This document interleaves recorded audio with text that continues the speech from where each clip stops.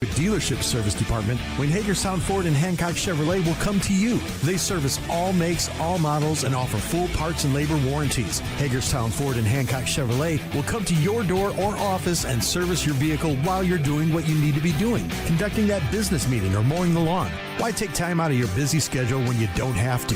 Hagerstown Ford and Hancock Chevrolet's friendly, knowledgeable staff will come to you where you live or where you work for full service maintenance, from oil changes to tire rotations, brakes, batteries, multi-point inspections. They handle it all.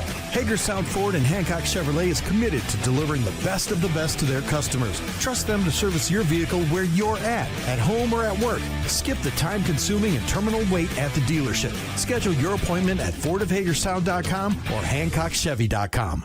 My kids, you know I want the best for you, don't you? We need to have a conversation. End-of-life planning is no one's favorite discussion, but the relief of having everything in place when the hour of need arrives is a gift. Give it to your family. Plan ahead with us. Brown Funeral Homes, a leading provider of cremations, invites you to explore the many flexible options of cremation. From environmental considerations to the benefit of greatly reduced cost, it may be the perfect answer for your family. Online at brownfuneralhomeswv.com. Brown Funeral Homes, here for you. The following sports special is a broadcast presentation of Talk Radio WRNR, Martinsburg.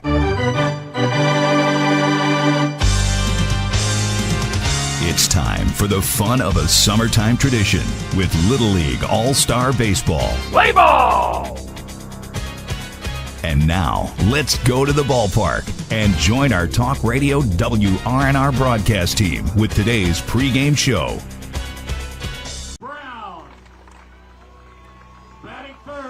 Good evening and welcome to the Jefferson County Little League Baseball Complex as our pregame show brought to you by Hagerstown Ford here on Talk Radio WRNR, TV 10, WRNR TV on YouTube. Hagerstown Ford's revolutionizing the car buying experience. You can buy your next vehicle online and they'll deliver it to you. If you don't like it, they'll take it back. Visit them online at fordofhagerstown.com. Colin McLaughlin alongside me is Dylan Bishop. Kyler Heise, our cameraman, back in the studio is Nick Verzolini, as we have a loser's bracket game with the right to play for the Area 1 runner-up against South Berkeley tomorrow night, as today's game is between Martinsburg and Hedgesville. Let's now get today's starting lineups, brought to you by Flora Pools. Make every day better with a hot tub or swimming pool. Flora Pools has locations in Martinsburg, Chambersburg, and Hagerstown. First for Martinsburg, leading off is Asher Leatherman. Batting second is Jace Brown. Batting third is Trent Watts. Batting fourth is Lincoln Myers. Batting fifth is Barra Roberts. Batting sixth, Owen Snyder. Batting seventh, Garrett Butts. Batting eighth, Logan Gano. Batting ninth, Baylor Kovacs. Batting 10th, Hudson Mann. Batting 11th, Hunter Lane. And batting 12th, Elijah Cooper. Now for Hedgesville, leading off is the pitcher, John Spurgeon. Batting second, second baseman Cordell Michael. Batting third, first baseman Crew Runkles. Batting fourth, Lance Fink at third base. Batting fifth, center fielder Cam Hirsch. Batting sixth, left fielder C.J. Richards. Batting seventh is shortstop Derek Holton. Batting eighth, right fielder Braddock Severn. Batting ninth, catcher Jacob Burns. Batting 10th, extra hitter Bay Crawley Woods. Batting 11th, extra hitter Henry Stopp. And batting 12th, extra hitter Daniel Klopper. So we'll step aside now, take a 2-minute break. And on the other side of that 2-minute break, we'll have first pitch between Martinsburg and Hedgesville. This is Little League All-Star action on Talk Radio WRNR and TV 10 back in 2 minutes. After a car accident, call the local law firm that can give you the help you need right now. Get more with Manchin Ferretti, the one with 115 years of combined experience fighting for West Virginia accident victims. Get more with Manchin Ferretti, the one that takes on the big insurance companies. Get more with Manchin Ferretti. We're Manchin Ferretti. After a car accident, we'll fight for every dollar you deserve. And if there's no recovery, there's no fee. So call right now. Get more with Manchin Ferretti. 304-264-8505. Not sure where to go or who to trust with your flooring project? And start with Trips Flooring, proudly serving the area for more than 25 years, specializing in floor sanding and refinishing, along with installation of new flooring, including hardwood, tile, vinyl, laminate, carpet, and the hottest trend in flooring, luxury vinyl, tile, and luxury vinyl plank. Are you on a budget? Check out their warehouse, cash and carry, or call 304-229-7009, or visit them online at tripsfloorsanding.com. At the Berkeley County Health Department, our motto is prevent, promote, protect. Since 1935, our mission has been to provide clinical and environmental services to protect the health of the general public. We're committed to building public health in our community by offering a wide range of services, including blood pressure screening, breast and cervical screening, family planning, counseling, lab testing, and more. We perform health inspections to make sure the restaurants you visit are clean, and we prepare and coordinate plans to respond to all hazards. The Berkeley County Health Department, 122 Waverly Court, Martinsburg. So the other day, a judge asked me how much younger I am. Well, the other day, a judge asked me how much taller I am. But who's the better lawyer?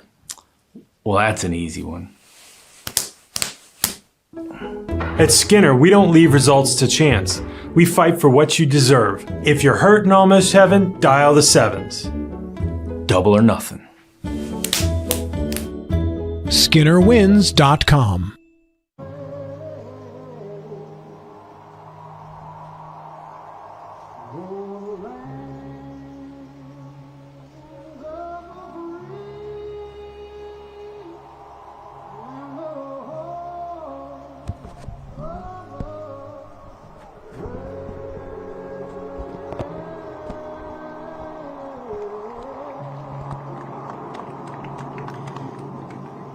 We welcome you back here as the national anthem and pregame festivities have concluded. Our top of the first inning will be brought to you by Brown Funeral Homes and Cremations, Robert Fields and Sons, proudly serving the area since 1880. Colin McLaughlin alongside me here is Dylan Bishop as I welcome him into the broadcast for the first time here this evening, Dylan. And before we kind of play ball, why don't you give us a quick rundown here, taking a look at the bracket, at how we've gotten here to this point. Well, Martinsburg started out a couple days ago losing 12-1 to Jefferson in their first game to drop down to the consolation bracket here, second place bracket, and then 18-0 victory against Morgan County yesterday to get here to this matchup. And Hedgesville went down 4-3 against South Berkeley in their first matchup on the same day and dropped down here. So the two, Martinsburg and Hedgesville, each with one loss. We're here with an elimination game, and the winner will go and face South Berkeley. So either Hedgesville will get a second shot at them, or Martinsburg will see them for the first time. And the winner of that game tomorrow will join Jefferson in as the Area 1 runner-up in the district tournament. So there you go. Let's now take a look at today's starting battery, brought to you by Cody's Auto Body at 851 Wilson Street, Martinsburg. Call 304-901-4777 or visit their Facebook page. Starting battery today for Hedgesville on the mound, it's number 22, John Spurgeon, and behind the plate doing the catching, it's number 21, Jacob Burns. And then in the bottom half of the inning, we'll see for Martinsburg, number 12, Truett Watts on the mound, and catching it will be number 14, Asher Leatherman. Defensively, here's how Hedgesville looks. At first base, it's Crew Runkles. Second base, Cordell Michael. Shortstop, it's Derek Holton. Third base is Lance Fink. In left field, C.J. Richards. Center field, it's Cam Hirsch. And in right field, it's Braddock Severn, as we are almost ready for tonight's first pitch, which is brought to you by the Mirius Group and Ameriprise Financial Advisors, John Everson and Phil McCoy. Stop by 1270 Winchester Avenue in Martinsburg or call 304-263-4343.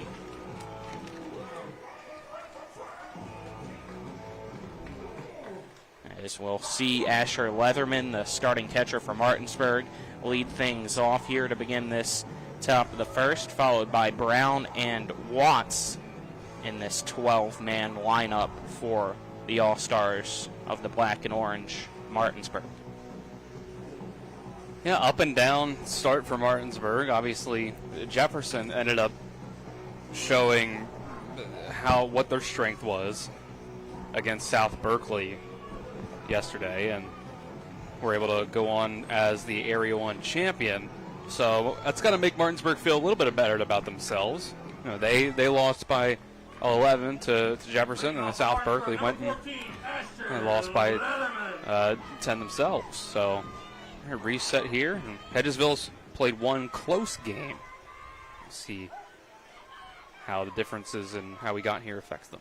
First pitch from Spurgeon, coming in a few minutes before the top of the hour, is outside to Leatherman for ball one. So 1-0 count to Spurgeon. Here's the next pitch. Big swing and a miss on a fastball. The count now even at 1-1 strike. Leatherman takes a practice hack before stepping back in. Next pitch from Spurgeon, fouled back by Leatherman. The count now 1-2.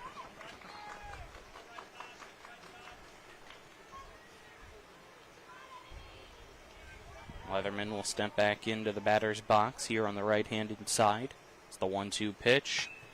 He sends the opposite way, and running in on it is the right fielder, Severn, and he makes the basket catch for out number one. Good play there. Hedgesville in a little bit of a different position here than any other team so far in the tournament, where they had a game where they only let up 4 runs but didn't win the game. Jace Brown will now step up from Martinsburg to the plate. It's the first pitch.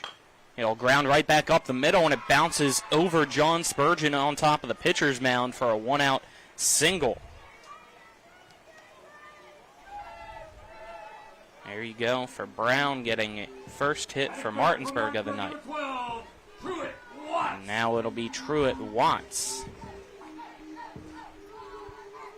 2 for 2 on Martinsburg getting the ball into play, which a lot of times can be the most important thing.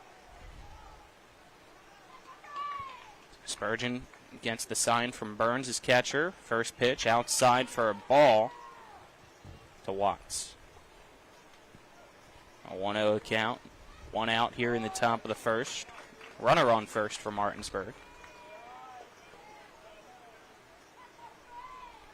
Spurgeon sets. The 1-0 is a swing and a miss as Watts whiffs at 1 low. Count 1-1.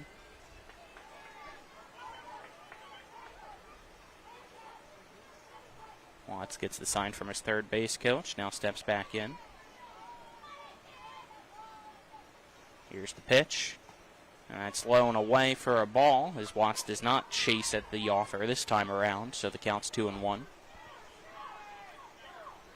Seen Watts make big-time contact during this tournament already. Let's see if he can do it again. 2-1. He'll ground to Holton at short. He throws the second for 1. So that's it, as Michael holds on to it, does not try to get Watts at first for a double play. Instead, it's just a 6-4 fielder's choice to get the lead runner out. So there's 2 down now in the top of the first inning for Martinsburg. And Lincoln Myers will come up to bat. It was a good job by Michael over at second base, making sure he got the ball into the glove. You don't want to rush that exchange because you might drop it along the way. If you're worried about making the throw before you make the catch, then you're not going to get any out. Myers steps in here. Spurgeon's first pitch goes off the glove of Burns into the backstop, and that'll allow Watts to take second. So that's also ball 1.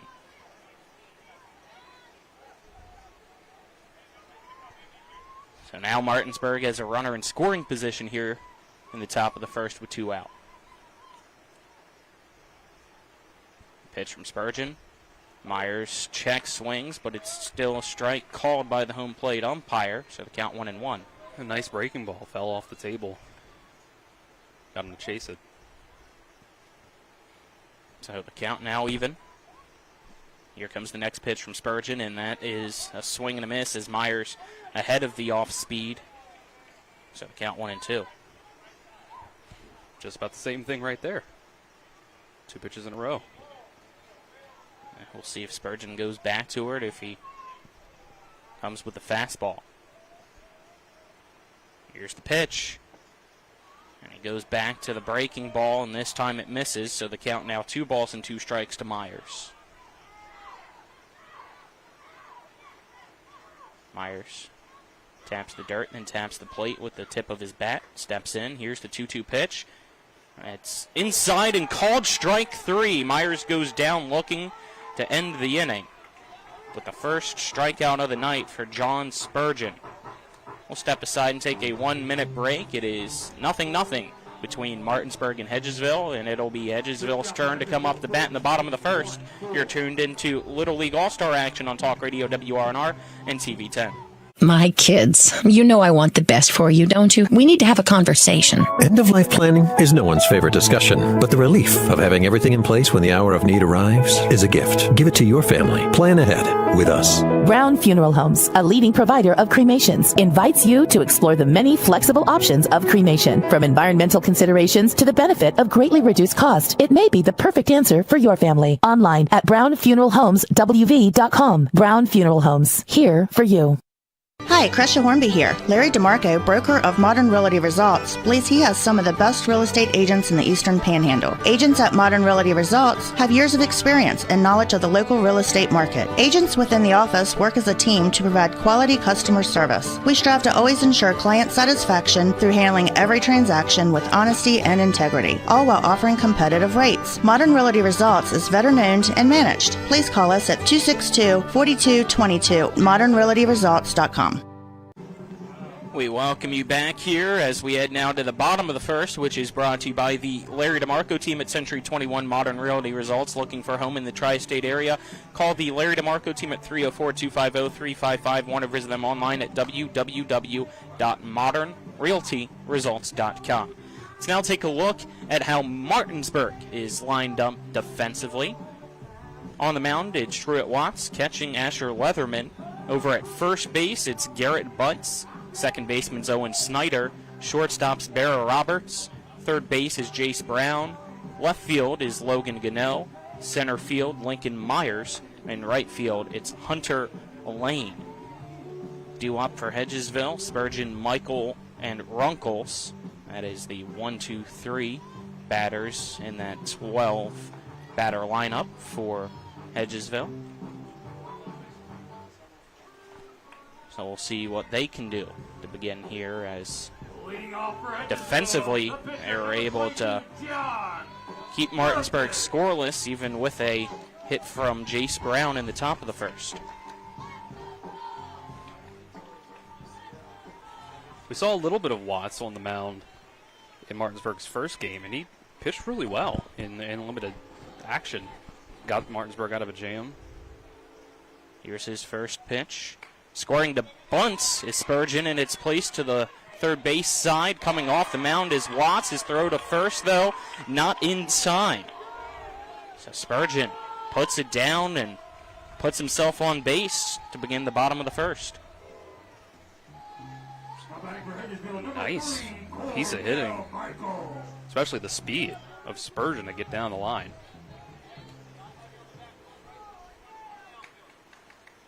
Got to bring up Cordell Michael here against Watts as the pitch is taken for a strike. Yes, Michael wanted to offer but kept the bat about a quarter of a way from going around. Strike hit the zone. So next pitch is high and in for a ball. At this age group, you have to think that a really tall pitcher up on the mound can be a little intimidating for batters sometimes. It's got to work into some of the advantage that Watts can have up on the mound. Yeah, he towers over most of these kids here. It's the next pitch. Tipped by Michael. So the count 1-2. That obviously might bring some intimidation, like you said, but also different release point that you have to look at. That too, yeah. It's the 1-2, tipped once again, foul by Michael. And we don't have a radar gun up here, but, more often than not, a bigger pitcher is going to throw harder at this age group as well. So 1-2 count here in the bottom of the first. Nobody out. Runner on first for Hedgesville after the leadoff bunt by Spurgeon. Michael at the plate. Here's the pitch. And that's called strike 3. Throw to first. Not in time as Michael goes down, but Spurgeon slides back in safely. That'll bring up Crew Runkles. I think that's kind of part of that different release point you're talking about there, Colin, where pitch comes in for strike 3. Michael's ducking as it comes in. I think, that can be, you think it's coming in high up towards your head. First pitch to Runkles is high, just above his head, and he's a tall kid as well, as that's ball 1.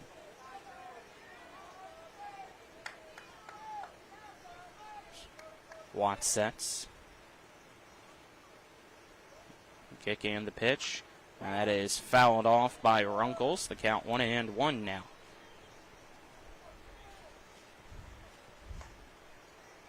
A lot of fouling the pitches off so far for Hedgesville from Watts. A 1-1 count. Here's the next pitch. And that is fouled up and over the press box and out of play this time. Count 1-2. Good news for Martinsburg in this game. They're finally getting a later game with how hot it's been. By the time we get to the end of it, the sun will be down, and them wearing all black uniforms won't affect them maybe as much as when the sun's at its hottest. 1-2. Misses outside on a breaking ball that Runkles doesn't chase, so the count 2-2. Watts wipes the sweat off his face, now sets. And here comes the 2-2 pitch, and that is fouled straight back into the backstop by Runkles. 0-0 here in the bottom of the first between Martinsburg and Hedgesville. Hedgesville has a runner on first base with 1 out. And a 2-2 count to Crew Runkles. Watts on the mound for Martinsburg. Big righty. Kick and the pitch, and that is popped up in foul territory over towards the first base dugout, and Asher Leatherman, the catcher, tracks it down and will make the catch for out number 2. There you go, fielding the position. Asher Leatherman flashing the leather, man, a little bit. I see your pun there as Lance Fink stepping up to bat. Now, if you can find a pun for Fink, I'll be even more impressed. We'll see what my brain cooks up. It's a little hot. I think my brain is what's cooking. First pitch high for a ball is Watts. Pierce trying to go with a 12-6 curve there, but it's just staying high and not breaking down enough. A 1-0. Incoming now. And that is a strike. Now a throw to first goes off the helmet of Spurgeon as he was sliding back in and will roll its way into shallow right field, but he was unable to get up and make an attempt to go to second base, so he'll stay put at first as the count 1-1 to Fink now. Next pitch. Fink hits off home plate and rolls forward like a swinging bunt. Watts comes in, picks it up off the grass, throws to butts at first, and that's in time to end the inning. A 1-3 putout is how that'll end, and after 1, we're still scoreless here at the Jefferson County Little League Baseball Complex between Hedgesville and Martinsburg. Headed to the second after this 1-minute break. You're tuned in to Little League All-Star Baseball on Talk Radio WRNR and TV10. With 4 new car dealerships and 4 used car dealerships in 3 states, Parsons is the largest used car and fastest growing new car dealer in the tri-state area. Take Parsons Ford with huge savings on hundreds of new Fords, financing from 0%, Parsons' goal of financing for all, and Parsons' famous above-market trade-in allowances that help make Parsons #1 for used cars, too. See why so many won't buy anywhere but Parsons Ford in Martinsburg. We became #1 by making you #1 first. Parsons. Most insurance companies see you as a claim number. Most law firms see you as a case file. When their top priority is their bottom line, you only get a fraction of the attention that you deserve. At the law firm of Burke, Schultz, Harmon, and Jenkinson, it's personal. We listen to our clients to see the whole picture, because every part of you is important. For a team built on relationships and results, call Burke, Schultz, Harmon, and Jenkinson at 304 Lawyers, or visit us at burkeandschultz.com. Back here in Shenandoah Junction, top of the second, brought to you by the personal injury attorneys, Burke, Schultz, Harmon, and Jenkinson. Visit burkeandschultz.com. We play hardball here in the top of the second. Martinsburg will send up Roberts, Snyder, and Butts, the 5, 6, 7 batters in the lineup. For Hedgesville's John Spurgeon last inning, only gave up 1 hit. Strained that runner on base, struck out 1, had 14 pitches, 9 of them for strikes.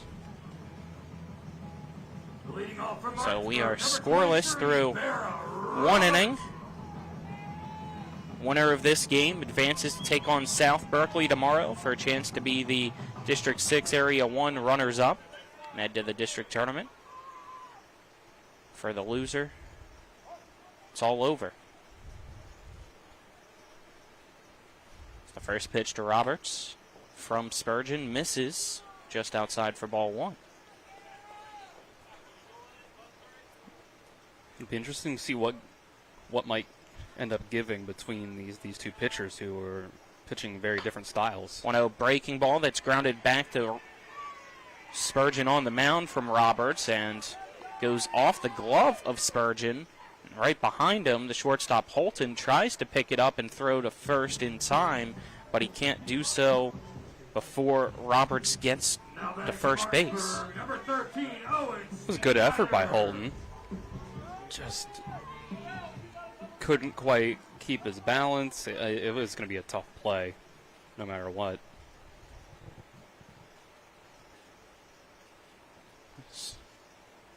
Roberts reaches on an error. Now scoring to bunt is Snyder, and his bunt fouled to the left for a strike.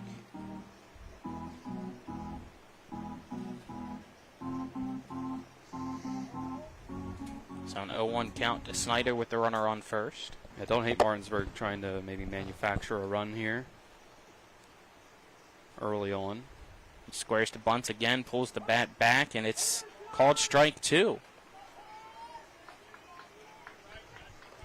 Snyder probably should have just kept it around and bunted that one down, but it was on the line. It's not the type of pitch that you usually think to bunt at. Snyder chokes up on the bat, swings through the 0-2, and fouls it off to stay alive here. Now the chance to do even better than a sacrifice. Spurgeon getting the sign from his catcher, Jacob Burns. Here's the 0-2 pitch, and it's inside in the dirt.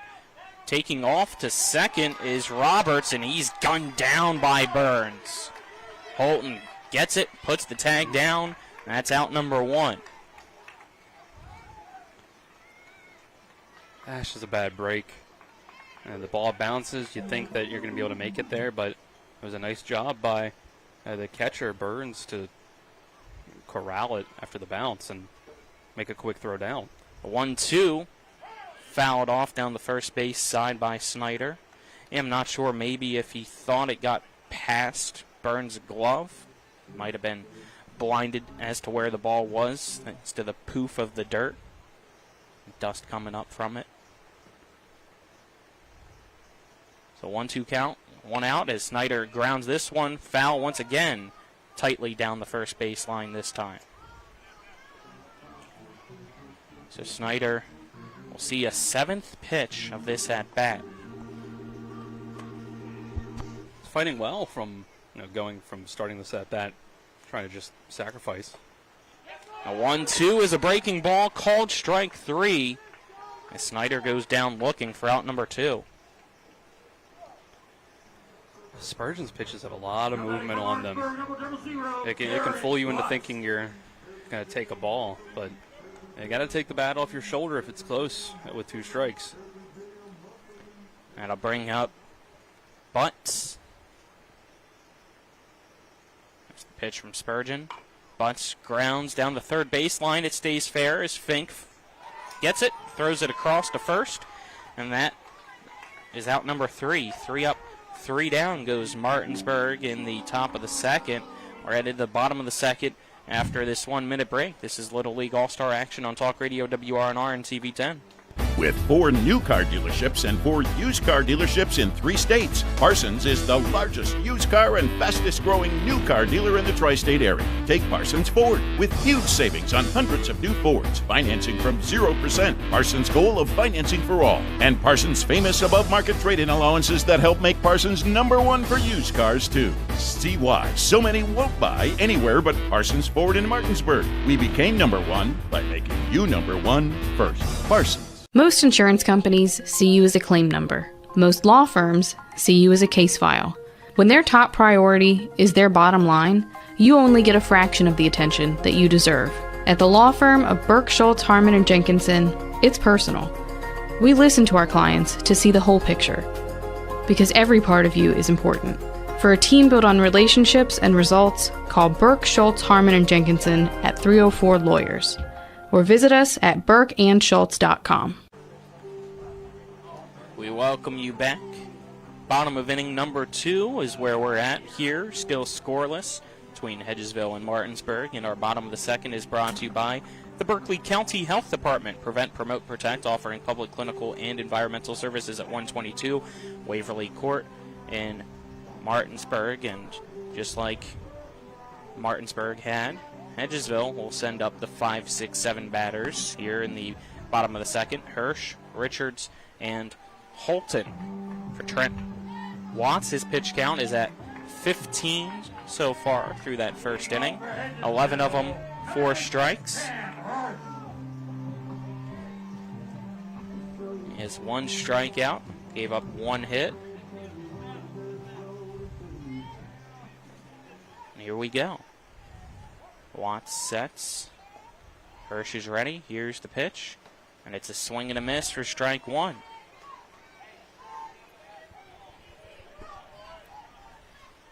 So Hirsch gets some words of advice from his third base coach. Steps back in. Next pitch. He tips for strike 2. Pitcher's a little early on.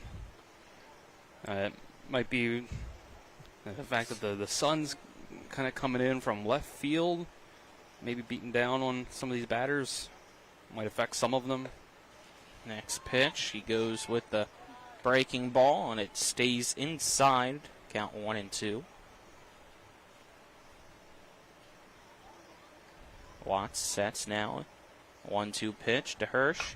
He'll line right to the third baseman, Jace Brown, and he makes the catch for the out. Just on a line. The hitters have yet to find their groove. His now batting will be C.J. Richards. So, Richards moving up a little bit in this Hedgesville lineup for today's game. He'll step in here against Watts for the first time today. Pitch. He'll take, and it's called strike 1.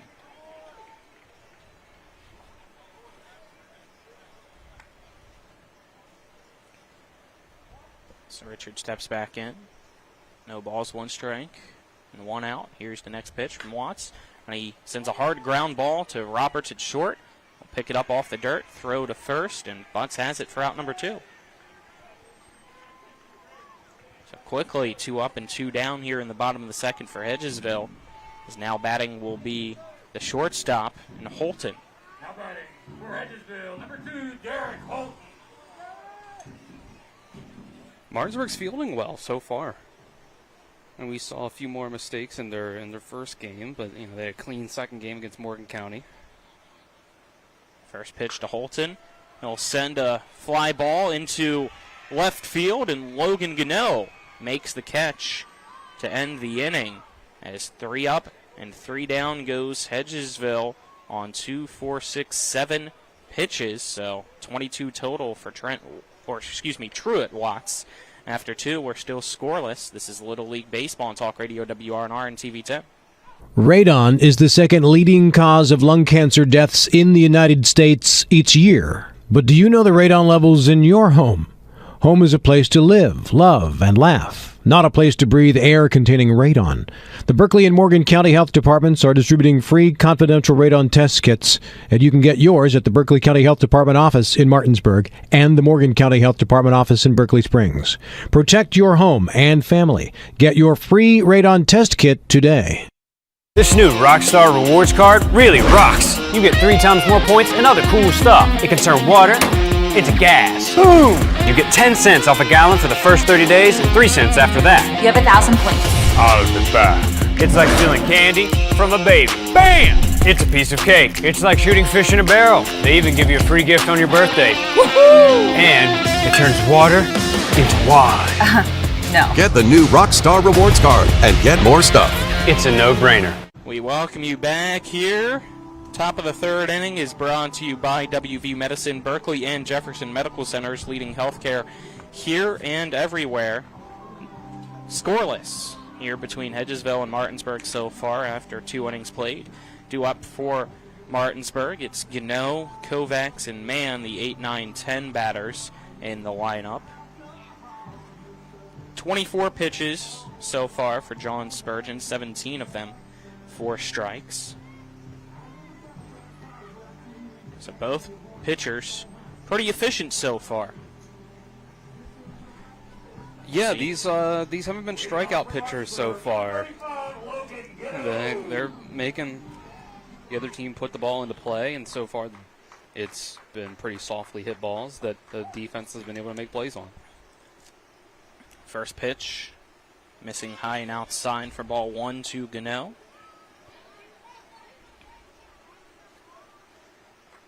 Gano just made the play out in left field. Takes the next pitch, and it's a strike, so the count 1-1.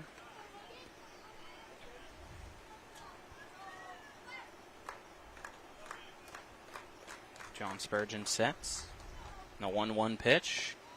Release point off, so a breaking ball stays high, and that's ball 2. You'll see that here a good bit at this age level. Consistency not always there, but the 2-1. He's able to come back and get a strike as Gano swings through a fastball. And that's what you like to see. Short-term memory for a pitcher after a mess up. He's able to fire in a fastball that Gano can't touch. 2-2 pitch. This time Gano fouls off into the first base dugout. That's how you got to approach it at the plate with 2 strikes. Anything close, just got to get the bat on the ball at the very least, even if you're behind a little bit. Next pitch from Spurgeon. Gano fouls way out of play on the first base side. Count remains 2-2 here in the 3rd.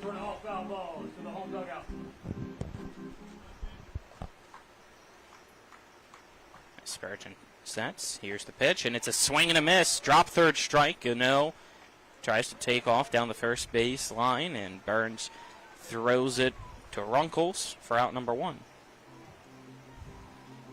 Spurgeon being a lefty to go along with being a slower pitcher with more movement, it's a very unorthodox pitching style compared to maybe a lot of what these kids have seen at this level. Kovacs now batting for Martinsburg is the pitch. Misses in for ball 1 from Spurgeon.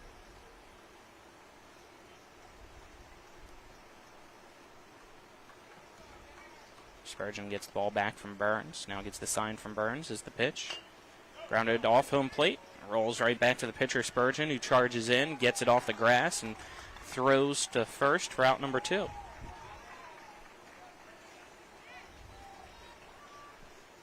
Again, it's just the contact that these pitchers have been able to force.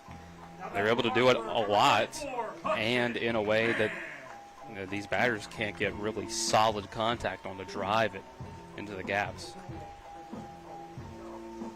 Now batting is Mann with 2 out and nobody on for Martinsburg.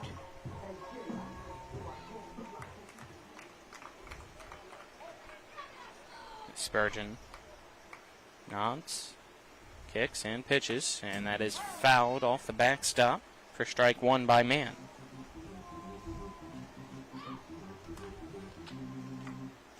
As Burns sends the baseball back to him. He'll set himself back behind home plate as Spurgeon steps back on the rubber. Mann ready. Here's the 0-1 from Spurgeon, and he'll rip that one over the jumping third baseman Fink, and it's down for a 2-out single in left field. Well, figures a couple pitches after I say that, someone is able to finally drive one on Spurgeon into the outfield. But still been doing a good job overall. Yeah, and Lane now batting. So that was great contact by Mann.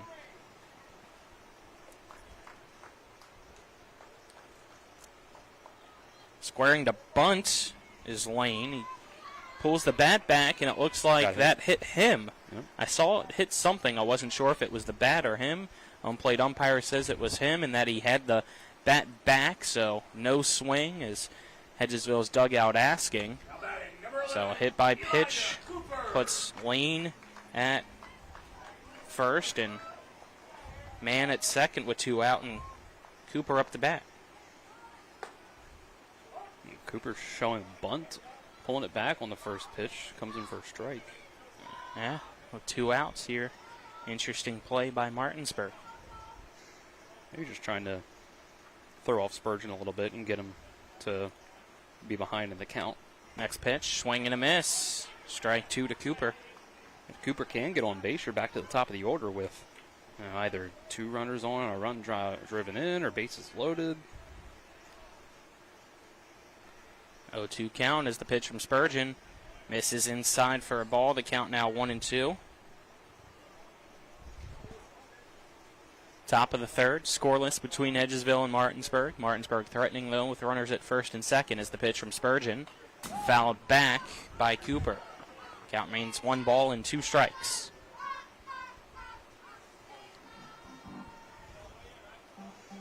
Martinsburg's dugout trying to get behind him, singing "Staying Alive," as that's what Cooper's doing here in this at-bat. It's the pitch from Spurgeon. High for a ball, so the count 2-2 now to Cooper.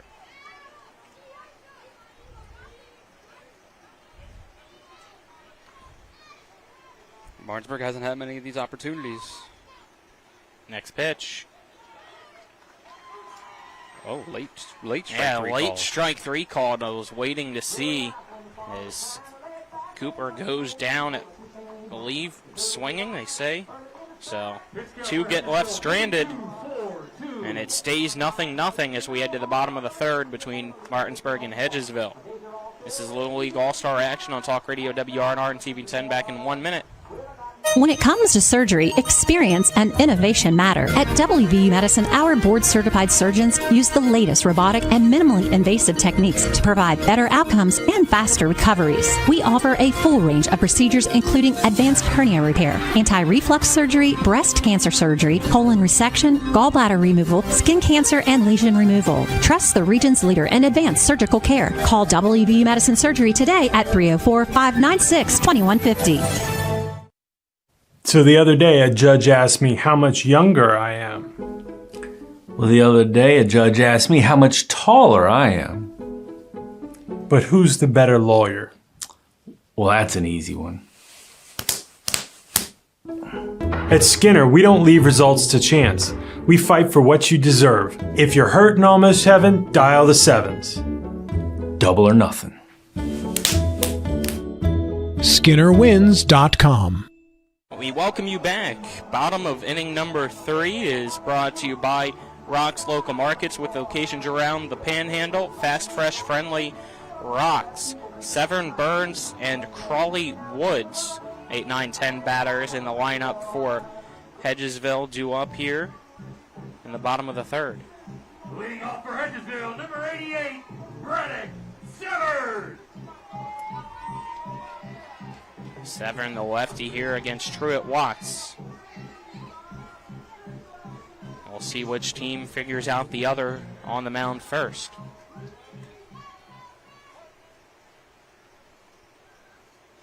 It's Watts' first pitch. It's taken for strike one by Severn. Yeah, relatively speaking, both pitchers are still cruising up to this point. Next pitch, tipped off the end of the bat for strike two by Severn. We saw Spurgeon get into a little bit of a jam, giving up a single and then a hit by a pitch, but got out of it from there. And for Watts, he's only given up one hit so far. That was a bunt to begin against Spurgeon. His counterpart, as this a fly ball into center field, and right underneath it's Lincoln Myers, and he'll make the catch for the out.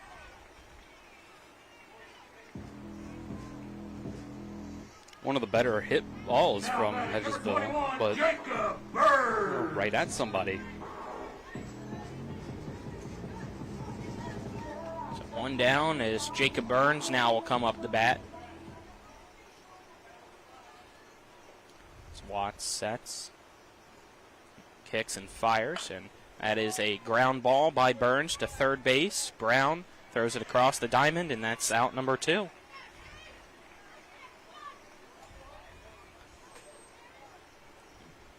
Defense helping out the pitcher there once again. Yeah, you got to be impressed with the defense on both sides. Bay Crawley Woods comes up the bat now.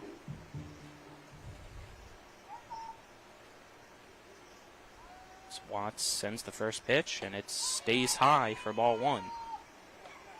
So Crawley Woods with the opposite end of his bat make an X in the dirt right outside the batter's box. It looked like he was looking down at his coach while he did it. I don't know if that's one of their signs of some sort, or if that's just what he does. Next pitch inside for a ball, the count 2-0. I've seen a few kids do it, not sure if it's an X or a cross before they step in. True. It's the count 2-0. Here's the next pitch. And that is grounded right back to the belts of Trent Watts, and he'll throw it over to first as 1-2-3. Here in inning number 3 goes Hedgesville once again. Still scoreless after 3 innings played between Martinsburg and Hedgesville. Headed to the 4th after this 1-minute break. You're tuned into Little League Baseball on Talk Radio WRNR and TV10. This new Rockstar Rewards card really rocks. You get 3 times more points and other cool stuff. It can turn water into gas. Boom! You get 10 cents off a gallon for the first 30 days and 3 cents after that. You have 1,000 points. Out of the bag. It's like stealing candy from a baby. Bam! It's a piece of cake. It's like shooting fish in a barrel. They even give you a free gift on your birthday. Woohoo! And it turns water into wine. No. Get the new Rockstar Rewards card and get more stuff. It's a no-brainer. In the market for a new vehicle? Then look no further than CMA's Toyota of Martinsburg and CMA's Chevrolet of Martinsburg, all in one convenient location. We have hundreds of new and used vehicles available, so you'll be sure to find exactly what you're looking for. And with CMA's Love It or Leave It promise and our lifetime powertrain warranty, you can buy with confidence. Visit us online at CMA's Toyota of Martinsburg.com and CMA's Chevrolet of Martinsburg.com, where owners just care more. Welcome back as we head now to the top of the 4th, which is brought to you by Skinner Accident and Injury Lawyers, representing accident and injury claims for over 50 years. Go to SkinnerWins.com as we will now see the top of the lineup come up to bat for Martinsburg. Once again, it'll be Leatherman, Brown, and Watts. Yeah, this will be interesting. This is the first time we've seen anybody come up for their second at-bat against these pitchers. We'll see if any of them have gotten a little bit more figured out from, their own at-bat they had up there, listening to their teammates or coaches, or if these pitchers can just continue dominating. Yeah, waiting here for the home plate umpire to finish talking with our scorekeeper down below us. Looks like everything's all good to go. So we begin inning number 4. Spurgeon's first pitch misses outside to Leatherman for ball 1.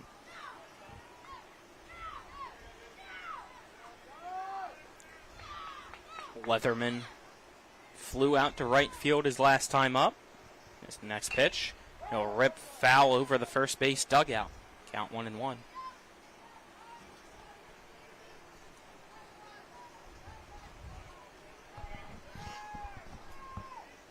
Spurgeon will now be at 45 pitches with this one, as it's a breaking ball that hits right in front of home plate and kicks up the dirt for ball 2. We heard the pitch count from Martinsburg at the end of that last half inning. True to Watts, through 3 innings, has only thrown 29 pitches. Yeah, the past 2 innings, he's thrown 7 pitches in each.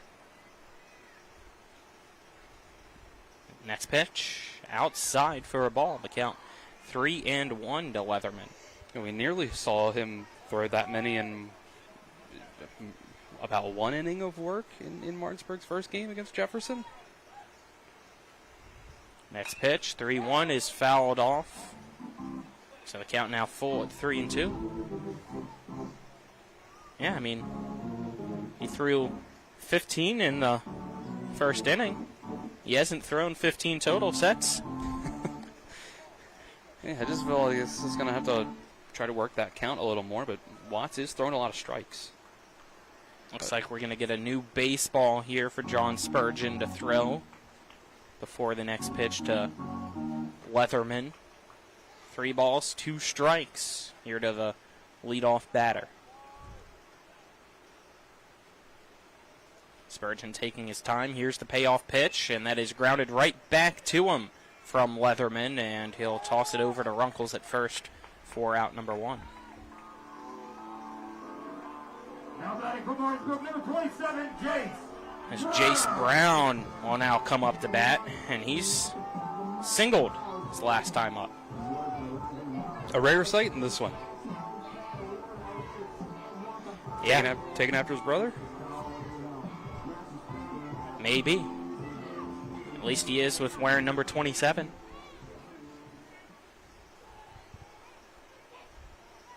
His brother being Jameer Brown of Martinsburg Bulldogs baseball team is the pitch.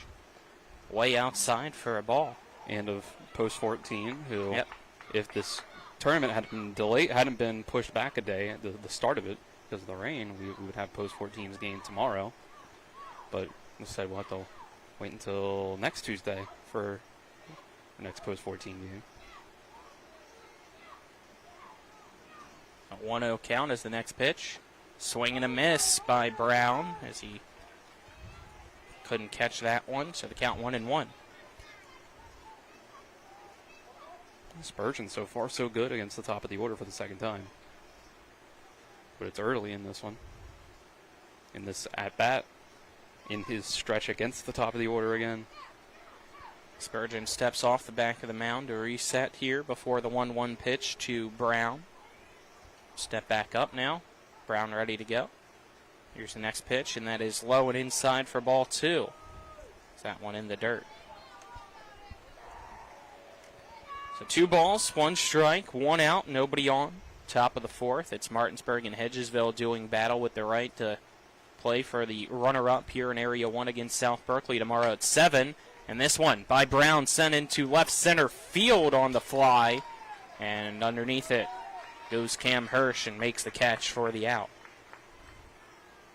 Again, all the good contact in this game, for the most part, outside of a few hits. It's just going right at center field, third base. Tough breaks. Now we'll see if Watts can change that by helping himself out at the plate. Watts grounded into a 6-4 fielder's choice this last time up.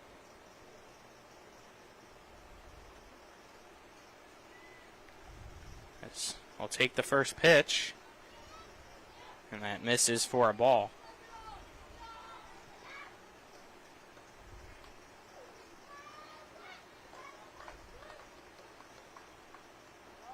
Have to go back and look as the next pitch is ripped right past the third baseman, Lance Fink, for a 2-out knock by Watts to bring up Myers. point that I was trying to make here before that pitch. So saying I have to go back and check the replay, but it feels like every first pitch in the at-bats from John Spurgeon have been balls outside. First pitch. There you go. Ball outside, and that one this time goes past Jacob Burns, and that allows Watts to take second base on the wild pitch. There's been a few that haven't, but those were, I think, just one pitch at bats. And I guess man as well. So it hasn't been all of them, but a good chunk.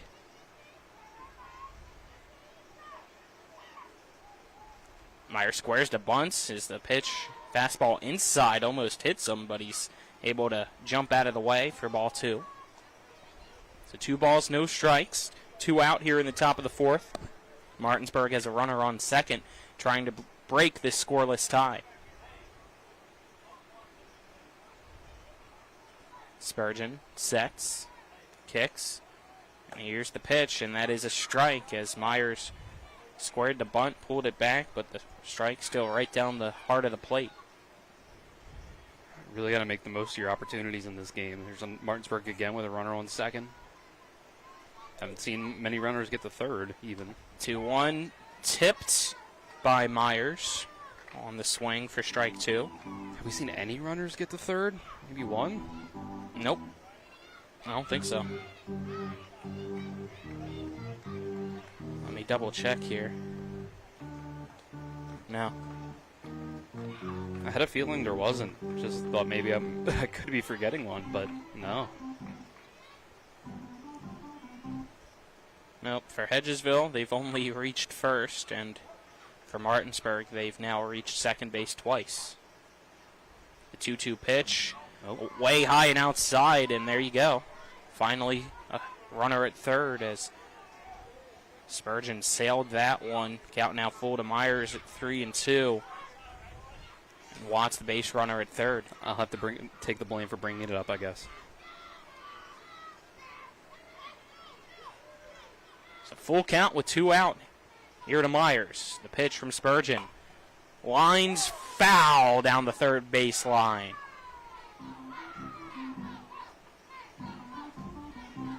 So we wait for the ball to get retrieved on the relay. And we'll reset here in the top of the 4th between Hedgesville and Martinsburg.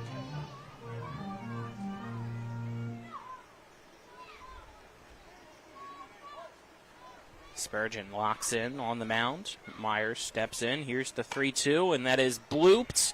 And diving forwards the shortstop, Holton, but he can't make the catch. Coming home to score is Watts on the infield single by Myers, and Martinsburg now leads Hedgesville 1-0 in the top of the 4th. Man, for a second it seemed like Holton might have had it, but I think he just dove for it, and then his glove covered it up while it was on the ground. Didn't come up with it. It's just the smallest of margins get that run in. Now Roberts will come up to bat. He squares to bunt, pulls the bat back. The pitch is called ball 1, I believe, to Roberts. Yep. And Myers trying pretty hard to force a throw down the first. Try to get him to throw it away. So 1-0 count to Roberts. Squares to bunts again, and this time the pitch, though, is a strike.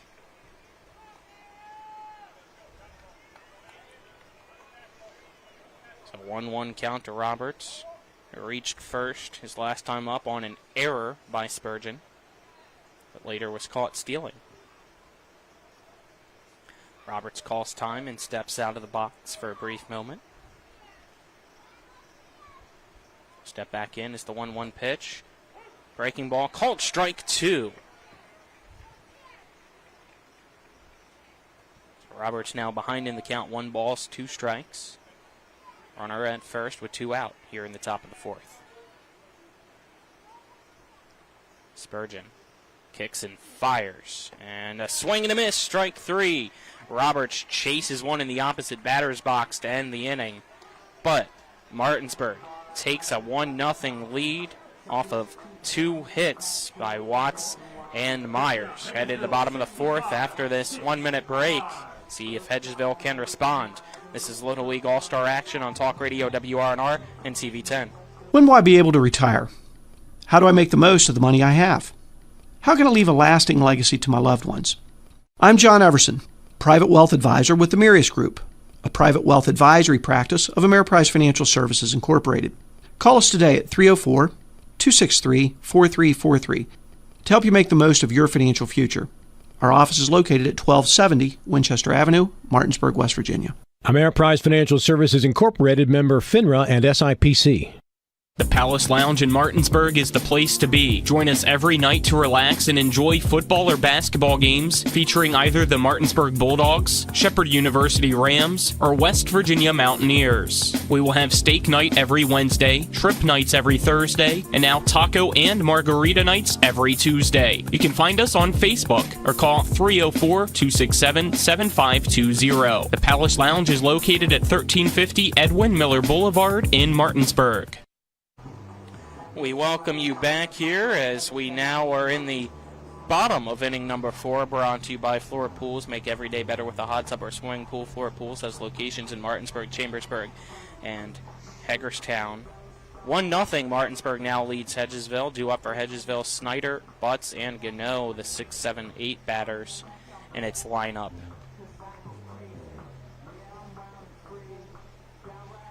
Excuse me, that's Martinsburg. I forgot to flip the lineup card over. I thought I did. Leading off for Hedgesville is Stop, Klopper, and Spurgeon, the 11, 12, 1 batters in the lineup. So my apologies there. Caught myself after the fact. Well, like I said earlier, her brains might be cooking up here a little bit. 95 in the press box, according to the air conditioner over here. That's probably keeping it from being about 99. As the first pitch, Stop swings through for strike 1. Yeah, it's hot. Everybody dripping in sweat right now. Not in fashion as the pitch low for a ball. Some may be in fashion as well. Count now 1-1. So it's a comfort over style type of day, you know. 1-1. Inside for a ball. The count 2-1 now to Stop. Oh, that was a close one.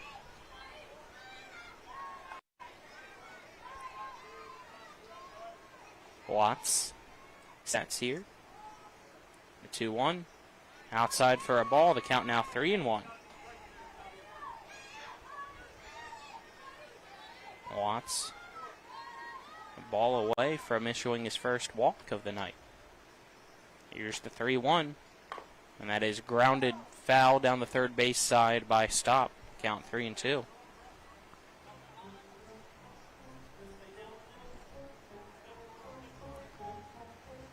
So the count full here to begin the bottom of the fourth. Stop. Steps back in.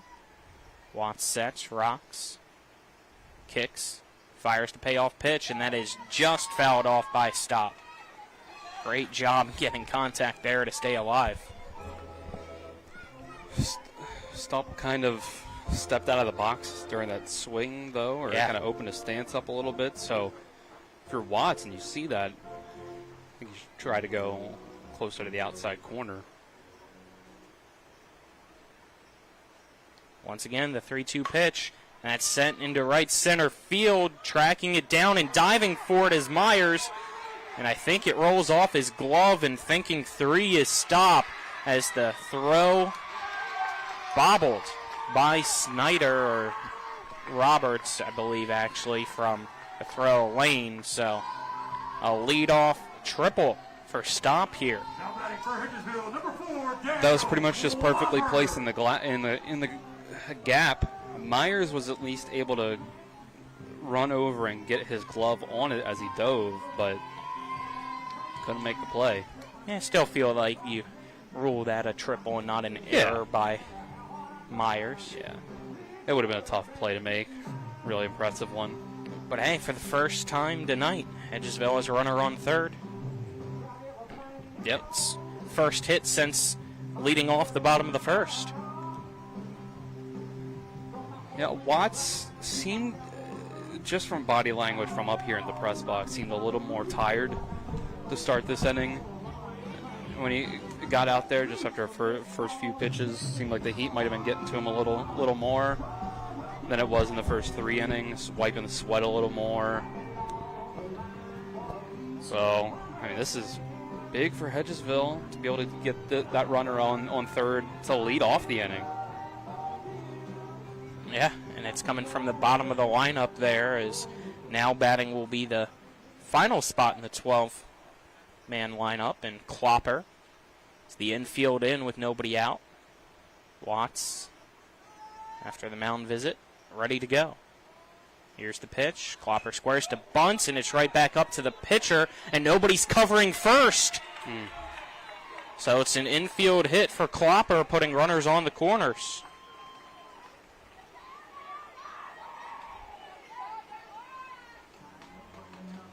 Snyder got a little frozen up between second and first, I think expecting maybe the throw home.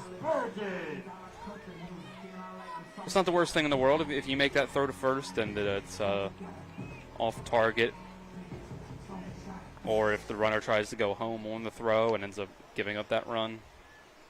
It's not the worst thing in the world to just give up that runner to first base. But it does put runners on the corners, top of the order, no outs. So now John Spurgeon up to bat. Nobody out, runners on the corners here in the bottom of the 4th inning for Hedgesville. Go for another bunt. Watts nods. Here's the windup and the pitch. That's outside for a ball, and they now throw back quickly to Watts to see if that would trick the runner at third and stop to go home, as Klopper was taking off the second, but he stays put. So Klopper now at second, stop at third, nobody out, infield in. A 1-0 count to Spurgeon. It's the pitch from Watts, outside for ball 2. A 2-0 count.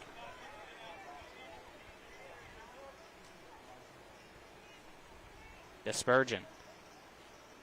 It's Watts starting to be possibly rattled a little bit out there for Martinsburg. Here's the next pitch.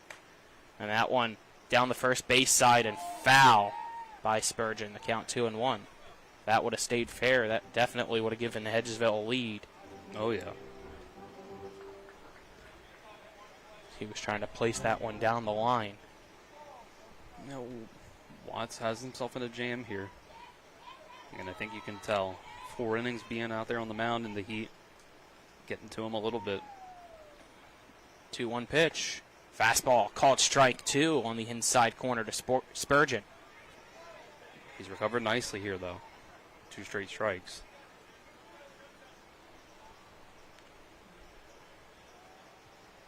Yeah. 2-2 count. Nobody out. Runners at second and third for Hedgesville.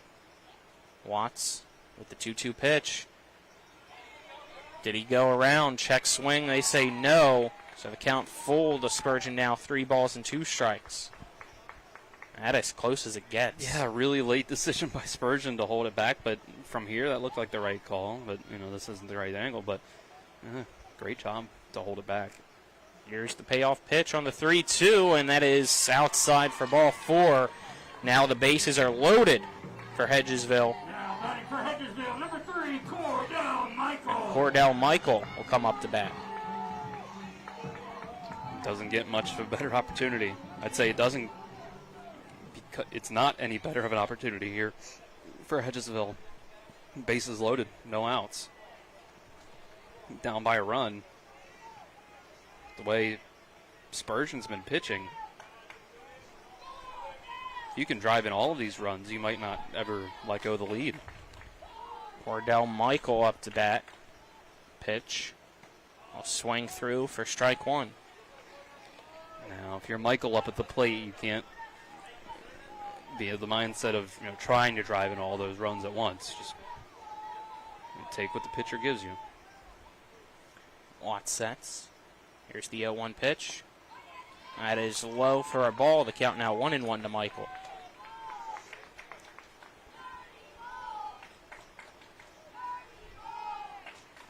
Watts has the ball in hand, and here's the 1-1. That stays high. Count now 2-1. So he tried to go with the curve, but had trouble there dropping it into the zone. Over-adjusting, not wanting to throw it in the dirt. 2-1 pitch. Big swing and a miss by Michael for strike 2. I would just do more of that if I'm Watts. You might be able to blow that fastball by a lot of these guys. So 2-2 count to Michael. Here's the pitch.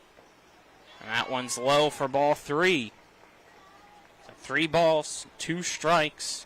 Bases loaded for Hedgesville in the bottom of the 4th with nobody out. Martinsburg with a 1-0 lead they're trying to cling on to. Cordell Michael steps back in here against Truett Watts. Watts steps on the rubber. Kicks the dirt a little bit. Now sets and fires. And that is fouled away by Michael to stay alive. You can feel here the crowd on hand, leaning into every pitch. Here comes another 3-2 pitch from Watts to Michael. And that one popped up into shallow right center field. Myers running in, Lane running in, and it lands right in front of him, and now there's some confusion. A throw to second, though, gets the runner out. Runner comes home to score, though, and stop. Klopper goes to third.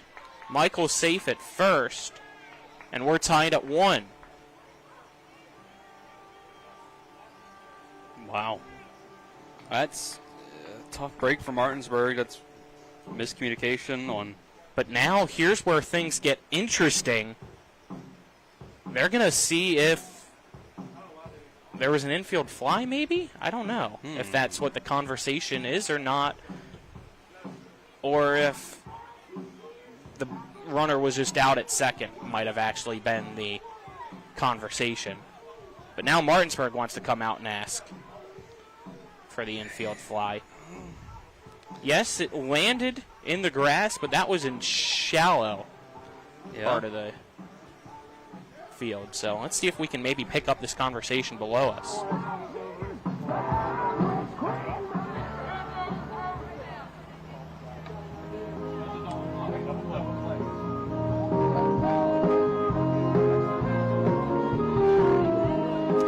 Doesn't seem like we're able to.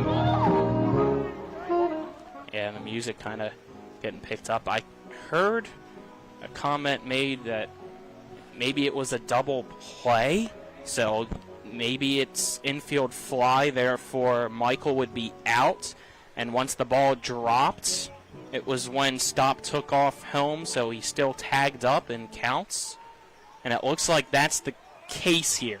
Oh, wow. That's so a huge difference. 2 out now, and only a runner on third. So Michael out on an infield fly. Spurgeon was out at second on a tag. Stop came home to score, and Klopper advanced to third.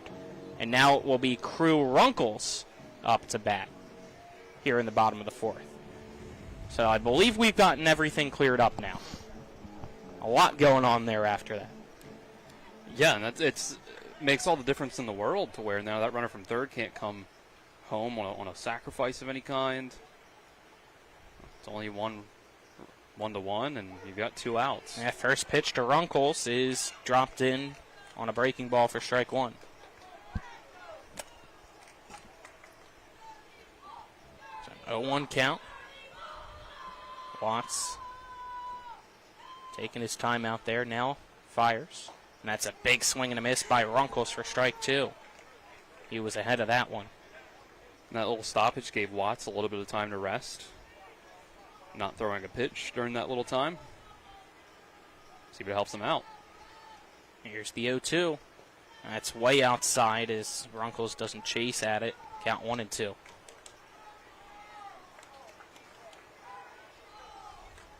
tied up once again, now at 1-all here in the bottom of the fourth between Martinsburg and Hedgesville.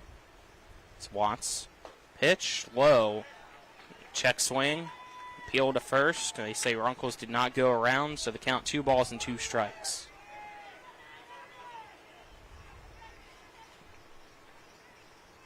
Here comes the 2-2 from Watts, and it's high for ball 3. So count full once again, 3 balls, 2 strikes. Runkles has been really patient with 2 strikes, showing good discipline. 2 out, runner at third. Here's the pitch from Watts, and it's low for ball 4. Runkles earns his way on to first base, putting runners at the corners. And now batting for Hedgesville will be Lance Fink. If you're Martinsburg, yes, you wanted out of the inning, but you're glad how things went for Michaels at bat to give you the opportunity to have first base open to put the batter there, worst case scenario. Yeah, bases could be loaded with a 1 out. Again, the difference between getting that infield fly rule call versus not. And here's the first pitch to Fink, and that one gets past Leatherman. Coming home is Klopper. The throw home is there, but the tag from Watts not applied, and he's safe. Hedgesville takes the lead 2-1 over Martinsburg. Got in here in the bottom of the fourth. Wow. Also on the play, Runkles goes to second. Now it's a 1-0 count to Fink.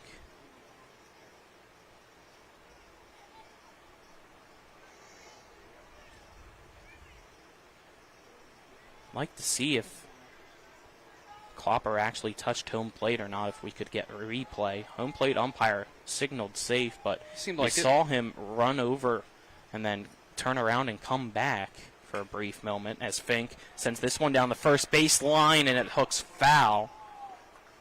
So the count 1-1. So I wasn't sure if maybe it was Klopper saying I didn't touch, or if it was the man on deck standing at the gate in Hirsch saying that he didn't touch. But it doesn't matter now. It's just something in my head that's interesting. 1-1 count to Watts, or from Watts to Fink, excuse me. Here's the pitch. That one low in the dirt for ball 2.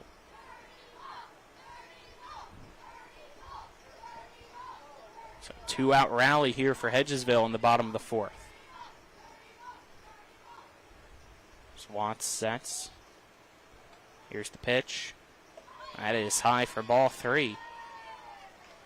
You can tell some frustration setting in here for Truett Watts out on the mound. This has been a long inning for him. 3 balls, 1 strike to Fink. Here's the pitch. That's a big swing and a miss on a fastball for strike 2. So once again, a full count. Definitely his longest. Like we talked about, his last 2 innings before this one, threw 7 pitches in each of them, and only 14 in the first. Here's the pitch. And that's sent for a ride into left field. Looking up at it is Gano, and kiss it goodbye. Lance Fink breaks it open for Hedgesville here in the bottom of the fourth. It's a 2-run home run for Hedgesville as he touches home and gives a 4-1 lead to Hedgesville. What a turn of events, both ways. When Hedgesville had the bases loaded with no outs, I said if they can drive all 3 of those runs home, they might not give up the lead again. And now they get 4 in, at least, here in this inning instead, despite getting a double play on that infield fly rule play. And Fink comes up huge. 4-1 now. A 4-run bottom of the fourth for Hedgesville, and what a response by them after giving up the run in the top of the fourth. Hirsch now batting, and Watts is rattled. First pitch sails up towards us for ball 1. They might need to be done for Watts here soon. Like I said, it's very easy for these kind of things to snowball at this level. 1-0, sent for a ride straight to center fielder Lincoln Myers. And he'll make the catch to finally end the bottom of the fourth. But Hedgesville finally strikes back against Martinsburg. We're headed to the fifth after this 1 minute break. It's Hedgesville 4, Martinsburg 1. This is Little League All-Star action on Talk Radio WRNR and TV 10. It's your wellness update with Floor Pools. Today, correspondent Robbie the Duck investigates new ways to manage stress. Let's go live to Finland. Well, our fine feathered journalist has discovered something truly relaxing. Saunas. Yes, saunas have been an integral part of life in Finland for over 2,000 years. Saunas help you find peace, reduce stress, improve circulation, and even detoxify your body. Go on, Rob. Now bring this Finnish tradition to your home. Floor Pools has the perfect sauna for you. From compact models to luxurious retreats, choose from traditional, infrared, or hybrid models. Specially priced starting as low as $73 a month at Floor Pools in Chambersburg, Hagerstown, and Martinsburg. Floor Pools' intrepid, web-footed field reporter will bring you future sauna updates right here on the All Quackness channel. Until then, remember, relaxation is just a sauna away. We welcome you back as we're now in the fifth inning, top of the fifth, brought to you by CMA's Martinsburg and Winchester dealerships, proud to be the owners who just care more. Finally got some offense there in the fourth inning. It was Martinsburg scoring first, getting one in the top. Hedgesville responds with 4 in the bottom, though. Due up here in the fifth for Martinsburg, Snyder, Butts, Gano, the 6, 7, 8 batters here against John Spurgeon. Will now be pitching with the lead, so we'll see how he's able to do. A pretty sizable lead at that for the first time, and suddenly Martinsburg, you turn around, they're down by 3, and they only have 6 outs to work with.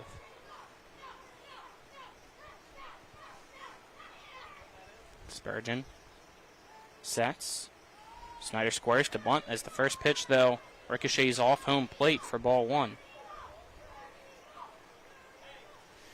Snyder struck out looking his last time up in a fairly lengthy at-bat, though.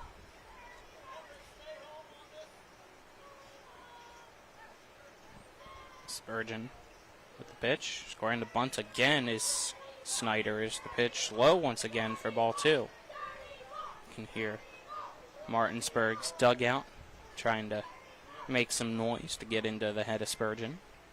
2-0. Inside for ball 3. Another one in the dirt. Spurgeon had a little bit of a longer layoff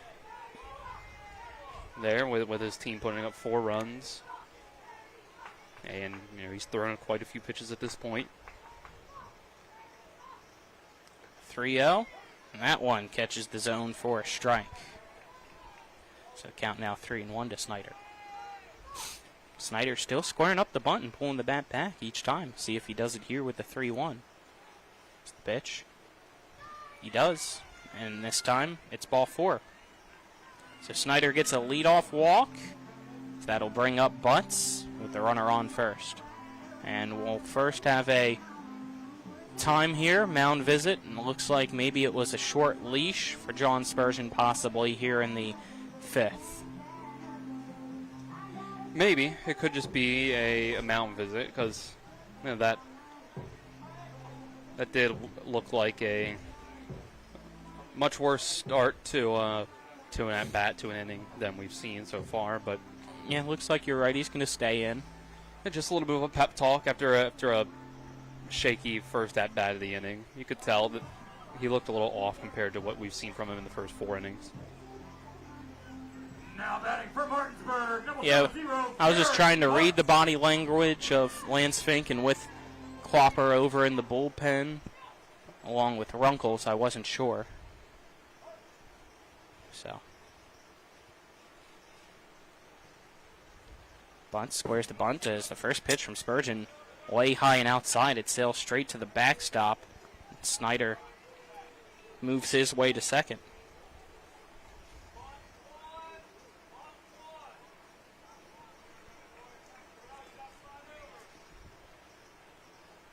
Next pitch. Runs inside, almost hits Butts. Count 2-0. Hedgesville's coach has got to work a delicate balance here in this inning, perhaps, where you don't want to use extra pitching, but you want to make sure you keep this lead. Your starters pitched 4 innings already. Might be getting a little tired. 2-0 is a strike, so the count 2-1 to Butts. Next pitch, Butts pops up. It's heading foul down the first base side, and it goes out of play. The count now 2-2. And sometimes you just got to trust your guy. You threw him out here as a starter for a reason. Trust him to hopefully get all 3 outs in this inning, at the very least. If he's not going to stick through the whole game. Next pitch, fouled off by Butts to stay alive and keep the count at 2-all. Got a runner at second, nobody out here in the top of the 5th. It's now Hedgesville 4, Martinsburg 1. Martinsburg up to bat, trying to chip into this Hedgesville lead. 2-2. Misses high for ball 3. So the count now full to Butts. 3 balls, 2 strikes. Butts gets the sign from his third base coach before stepping back in here against John Spurgeon. Here's the pitch. All right, catches the inside corner and called strike 3. Butts goes down looking for the out. Great pitch. Inside corner. Just was able to fool Butts. Logan Gano now up the bat. He'll square to bunts and fouls it off for strike 1.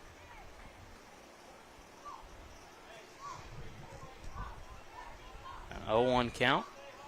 Stop at first, in on the grass, in case Gano tries to bunt his way.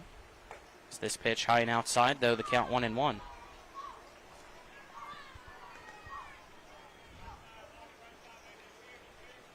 Martinsburg with the runner on second. Next pitch. Misses high for ball 2 to Gano. Spurgeon's been pitching pretty cautiously throughout this game. Pitched a lot of contact, though. But next pitch. Off speed. Stays outside for ball 3. Harder to find that precise control and placement as you get a little more tired. It's the 3-1. Inside, and it's called a strike. Catches the front part of the plate for strike 2 to Gano. Yeah, inside corner looked like it from here. So right on the count black. Full. 3 balls, 2 strikes. Here's the pitch, and that more inside. It's ball 4. Yep. Martinsburg's getting himself about the same opportunity here, and now we'll get the pitching change. Yep, runners at first and second now with 1 out. And Spurgeon will hand the baseball off, and his day will be finished on the mound. A great job for him, though. It's Hedgesville 4, Martinsburg 1. We'll take a 1-minute break for the pitching change. This is Little League All-Star Baseball on Talk Radio WRNR and TV 10. Remember all the sports we played when we were kids? Oh yeah, swimming, tennis, basketball, Football, soccer, track. I loved winning. I still do.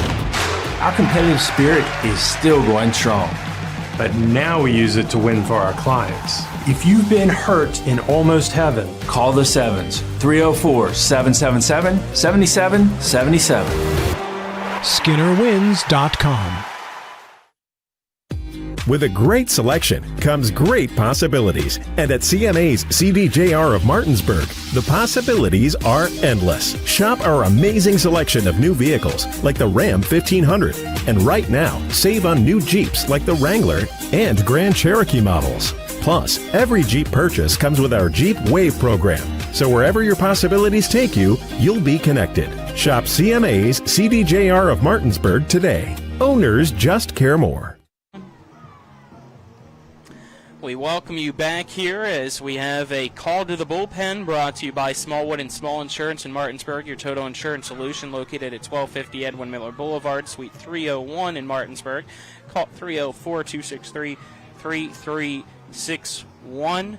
Now pitching for Hedgesville is big number 99, Crew Runkles, as Spurgeon's day is done, going 4 1/3, giving up 4 hits, struck out 6 batters, walked 2, and hit 1. Can't give you how many runs he has officially given up just yet. So far only 1, but with the runners at first and second, if they came home to score, those would be charged to him. Colin McLaughlin here for Talk Radio WRNR TV 10 as well as WRNR TV on YouTube. Alongside me is Dylan Bishop. Kyler High running our camera. And back at the studio is Nick Verzolini. Is now batting for Martinsburg. Will be Kovacs. So we'll see how he does. He represents currently the tying run for Martinsburg up to bat. First pitch from Runkles. He squares to bunt, does Kovacs. Pulls the bat back, but it's called strike 1.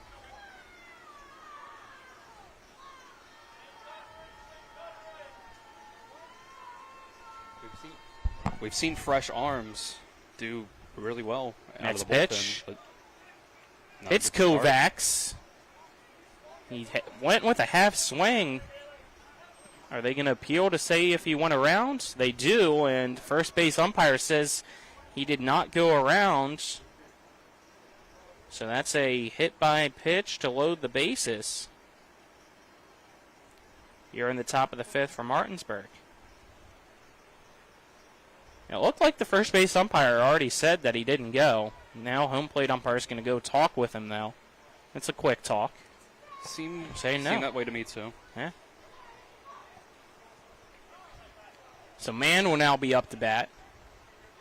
Now Hedgesville's coach wants an appeal to the third base umpire. We'll see if he says any differently.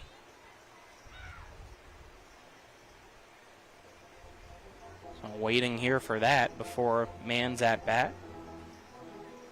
And he says he didn't go. They can ask for the second base umpire to give his opinion as well. Let's just ask around. You know, I was saying that sarcastically, obviously.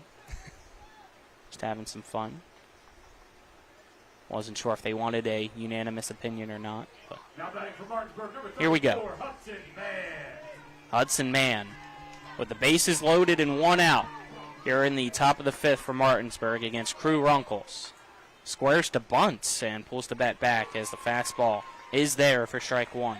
We've seen a good bit of that from Martinsburg, to square around the bunt on the first pitch of the at-bat to try to throw off the pitcher and get yourself ahead in the count. Hasn't always worked. Next pitch. Breaking ball that breaks outside for a ball to count 1-1. Mann his last time up singled in the 3rd.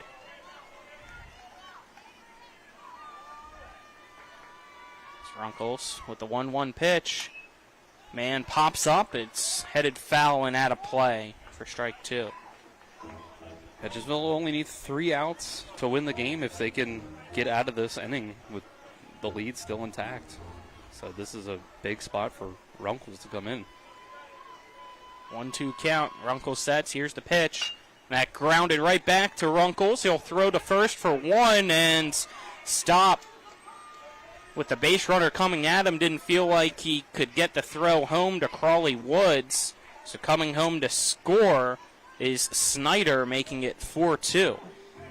I think Runkles just went on instinct and threw it to first, but I think he could have, in plenty of time, thrown it home and gotten that lead runner to keep that run off the board. But you still have the 2-run lead, and now there's 2 outs. But for Martinsburg, inch closer. Still got the tying run over to second base now. And now batting will be Lane, and he'll take the first pitch, and that's strike 1.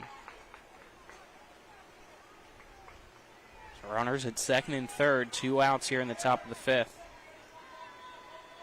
So next pitch from Runkles to Lane. Lane foul straight back in front of us for strike 2.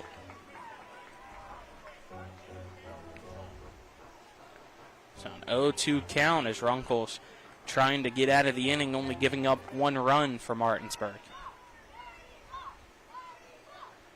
Runkles sets, turns and fires.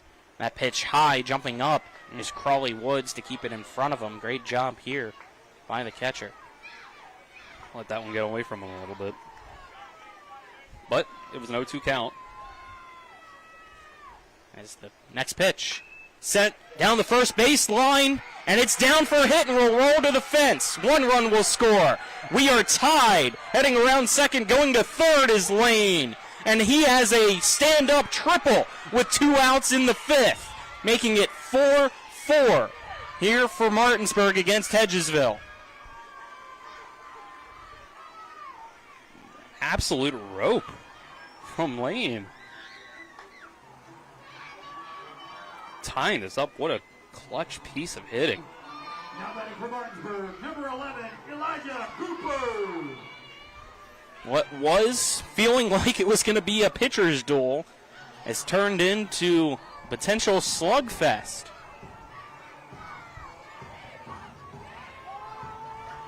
Once you get into the bullpens, get to the starters a little bit, get their pitch count up, you never know what could happen. Runner at third, 2 outs. And this pitch from Runkles runs in and hits Cooper. He'll take first. Now it'll be Leatherman up to bat. We'll have a timeout called as Hedgesville wants a meeting. Walk, strikeout, walk, hit by pitch, 1-3 fielder's choice RBI, a triple, now a hit by pitch. Has been how this 5th inning has went. Quick leash, or a short leash, quick pull on a Runkles to go to Fink. Final pitch count for Hedgesville, 11-1.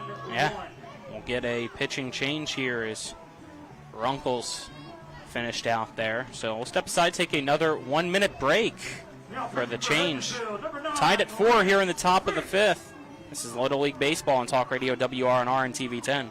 Life is evolving. Over the past decade, the way we do almost everything has changed. Get on your phone, see something you like, click on it, and it shows up at your door. Why should the way you have your car serviced be any different? Why waste your time going to a dealership service department when Hagerstown Ford and Hancock Chevrolet will come to you? They service all makes, all models, and offer full parts and labor warranties. Hagerstown Ford and Hancock Chevrolet will come to your door or office and service your vehicle while you're doing what you need to be doing, conducting that business meeting or mowing the lawn. Why take time out of your busy schedule when you don't have to? Hagerstown Ford and Hancock Chevrolet's friendly, knowledgeable staff will come to you where you live or where you work for full service maintenance, from oil changes to tire rotations, brakes, batteries, multi-point inspections. They handle it all.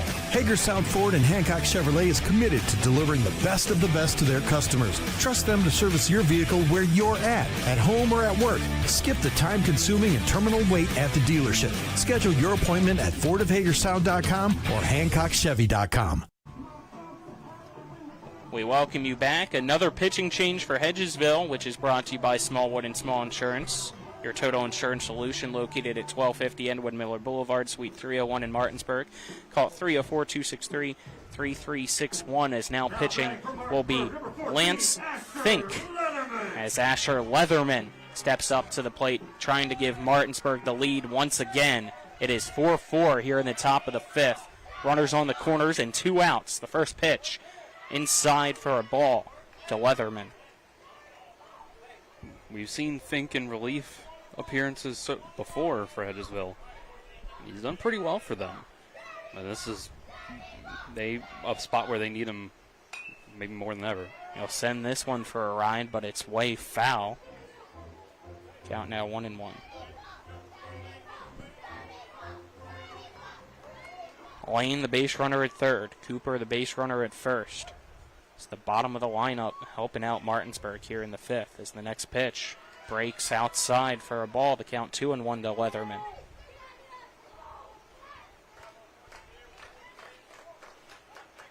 Leatherman steps back in here against Fink. The next pitch just below the knees. It's ball 3.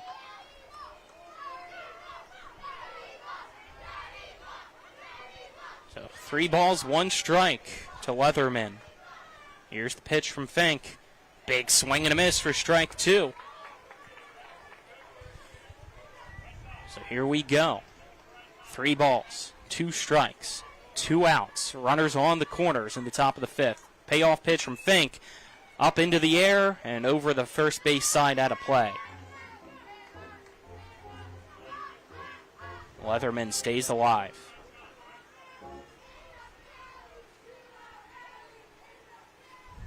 Fink gets new baseball, sets. Here's the pitch. And it misses outside. Is that not ball 4? I had it as ball 4. Scoreboard said 2-2. I guess it was. It was only 2-2.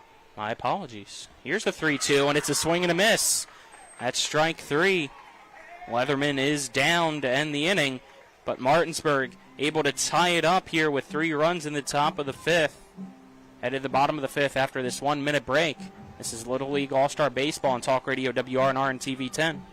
Not sure where to go or who to trust with your flooring project? And start with Trips Flooring, proudly serving the area for more than 25 years, specializing in floor sanding and refinishing, along with installation of new flooring, including hardwood, tile, vinyl, laminate, carpet, and the hottest trend in flooring, luxury vinyl, tile, and luxury vinyl plank. Are you on a budget? Check out their warehouse, cash and carry, or call 304-229-7009, or visit them online at tripsfloorsanding.com.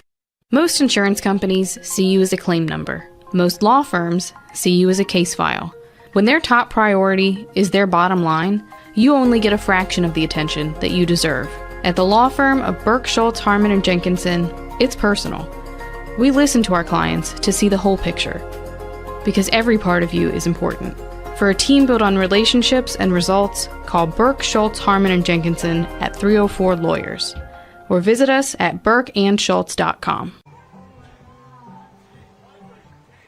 We welcome you back now as we head to the bottom of the 5th inning, which is brought to you by Trips Flooring. Not sure where to go or who to trust with your flooring needs? Call Trips Flooring at 304-229-7009 or online at tripsfloorsanding.com as we have a pitching change now for Martinsburg, which is brought to you by Smallwood and Small Insurance.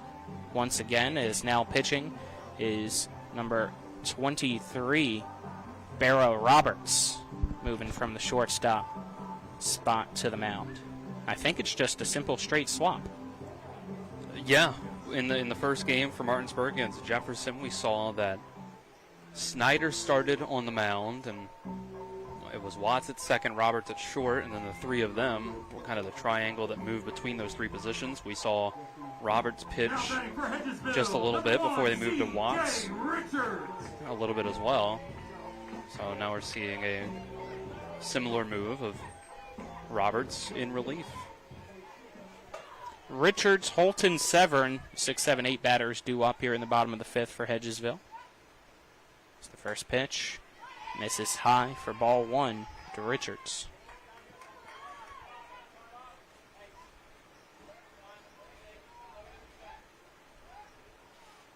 Roberts sets. Here's the next pitch, and that's even higher for ball 2. So Roberts trying to find the strike zone. Here's the count. 2-0 to Richards is the next pitch. Is there for a strike.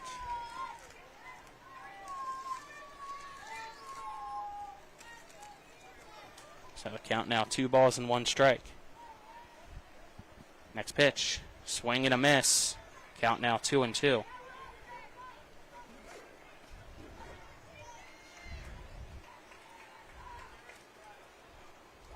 Roberts sets. Next pitch. Fastball, swing and a miss. Strike 3. Richards down swinging for the out. Now batting for Hedgesville, number 3. Strong start for Roberts. Mentioned last half inning, we've seen fresh arms out of the bullpen be a breath of fresh air of sorts for these teams. Didn't see quite as much for Hedgesville this time around, but good start for Roberts, for Martinsburg. Holton now up to bat. First pitch misses inside for ball 1. So 1-0 count here now. Next pitch. Fastball fouled back. Count now 1-1 to Holton. Holton his last time up, lined out to left. 1-1, swing and a miss, strike 2. As Roberts blows the fastball by Holton. 1 ball, 2 strikes, 1 out, nobody on. Different style of pitching from Martinsburg for Hedgesville to adjust to. Roberts sets, here's the 1-2 delivery, and that's softly grounded right back up to the pitcher's mound. Roberts gets it off the front of the mound, throws over to first for out number 2. That'll bring up Severn. Now batting for Hedgesville, number 88, Brennan Severn. Severn now up to bat here with 2 out and nobody on. It's the pitch. Misses outside for a ball. It's going to count 1-0.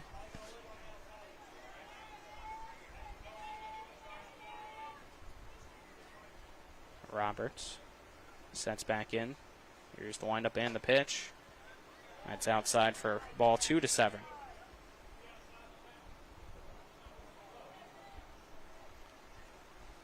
2 balls, no strikes.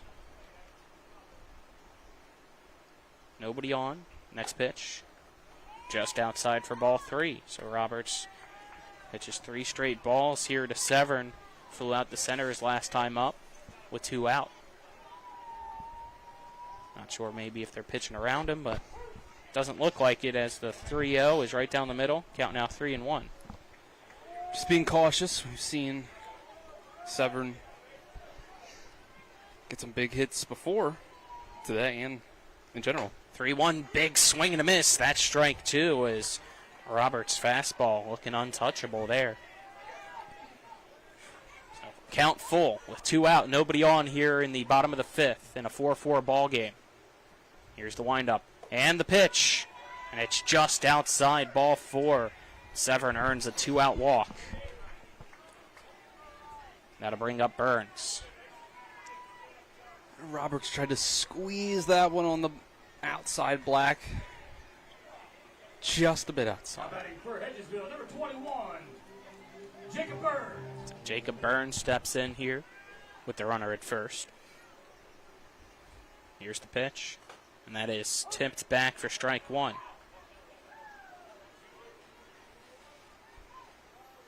So Leatherman goes and hands the ball to his pitcher, Roberts. I think that was given some time to the home plate umpire, who I think took a piece of that foul ball. 0-1 count. Here's the pitch. That one grounded to third and underneath the glove of Brown into left field. And here we go. Potential 2-out rally brewing once again for Hedgesville. And got runners at first and second. Now batting will be Crawley Woods. Now batting number 16, Bay Crawley Woods. Go ahead, run. This run can make all the difference in the world, to where Martinsburg can come up in the top of the 6th, not needing any runs versus being down to just 3 outs. First pitch to Bay Crawley Woods, misses away for ball 1.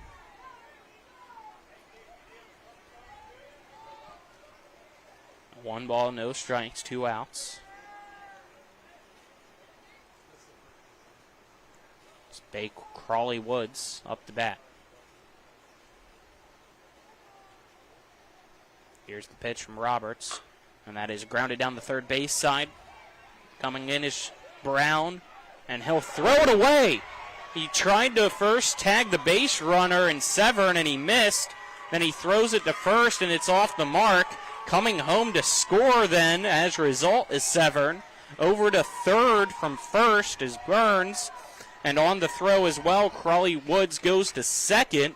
And Hedgesville now leads Martinsburg 5-4 here in the bottom of the 5th. Now it looks like now Martinsburg's coach wants to see if the tag was there or not. From here, it looked close, but I'm not surprised. I was kind of waiting, not sure either way on the call. I wasn't going to be surprised either way on saying that got the tag, didn't get the tag. Either that or maybe if he ran out of the base path? Yeah, that would be the other thing. I don't I don't think he's going to get it, yeah. We had a similar call like this on the first day of the tournament, I believe. Or the second day of the tournament, I think it was. Saturday.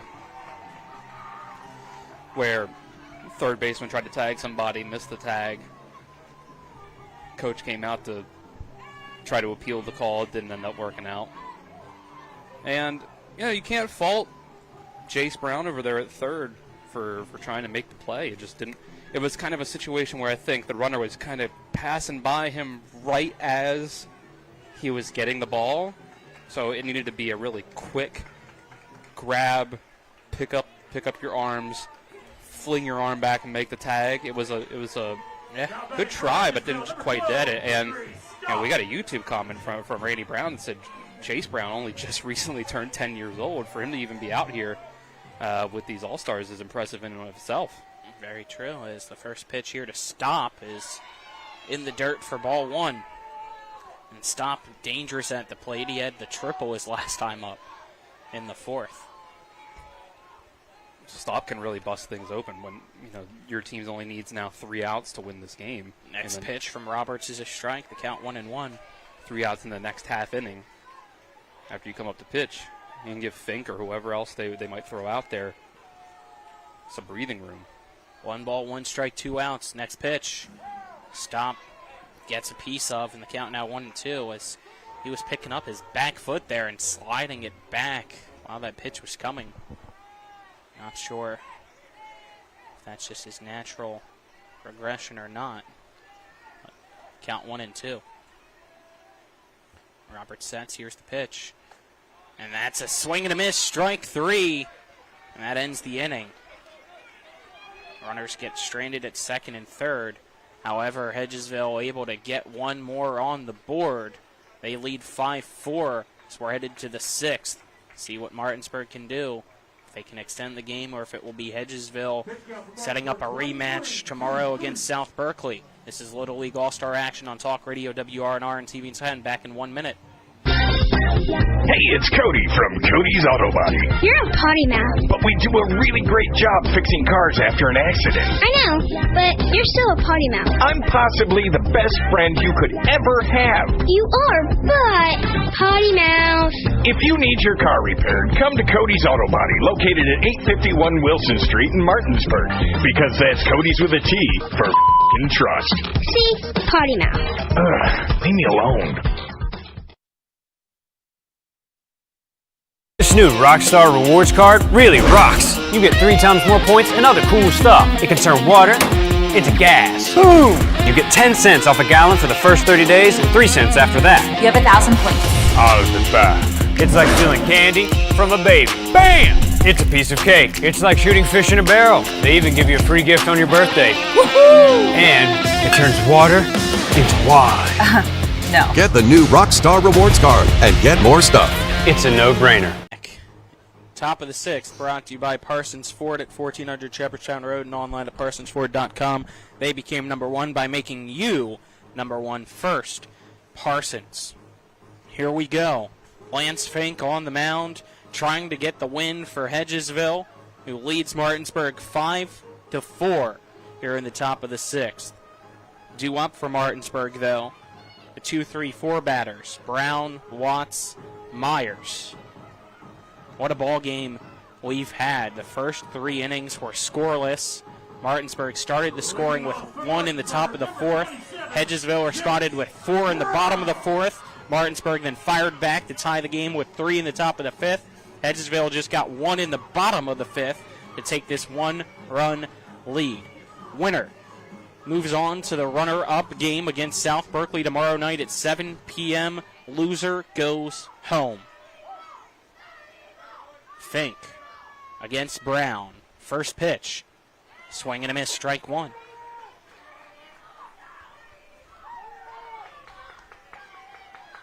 Brown desperately wants to get this party started here in the 6th. That's the next pitch. He'll foul straight back. Count 0-2. As the run came as a result of an error by him in the bottom of the 5th. And I think you kind of have to call it an error, even though it was a bang decision. It's 0-2 high. Count now 1-2. It's one of those situations where you might call it an error, but you got to at least call the throw an error. Maybe the play still a fielder's choice is the 1-2 in the dirt. Count now 2-2. I was thinking of the missing the tag sort of deal, but yeah, the throw. You're right about that one. So 2-2 count now as Fink sets. Here's the pitch to Brown, and Brown sends a fly ball into right center field. Severn, though, is there and will make the catch for out number 1.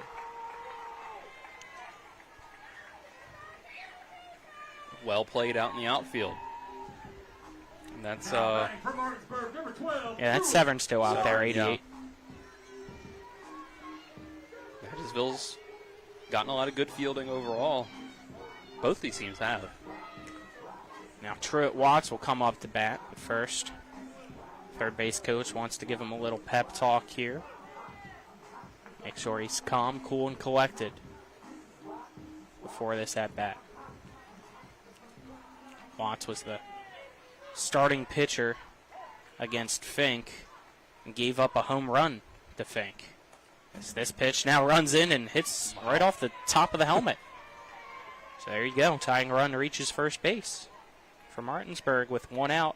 That'll bring up Myers. Well, luckily Watts didn't really seem phased by it. Martinsburg, number 3, Lincoln Myers. And now Martinsburg's got the tying run on. Yeah. Myers singled his last time up. It's Fink, first pitch, taken for strike 1.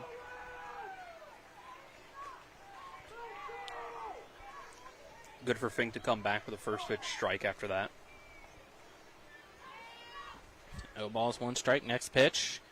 Misses inside. Almost got the shirt of Myers. Count 1-1. Yeah, Fink's pushing a couple of these pitches inside. And he's pitching quickly. As soon as Myers steps in, he was ready to go. Myers this time cost time so that he can't do so as the 1-1 at the knees and called strike 2 to Myers. That's a definite advantage as a pitcher. If you can get yourself ready quickly, you don't let the batter get into a comfort zone. Here's the 1-2. Fink throws, and it's a fly ball by Myers to center field. Running in is Hirsch, and he'll make the catch. Or excuse me, that's not Hirsch out there in center field anymore. Spurgeon. That's Spurgeon for the out. Number 23, Roberts. So Martinsburg down to its final out with the runner on first, and Bearer Roberts up to bat.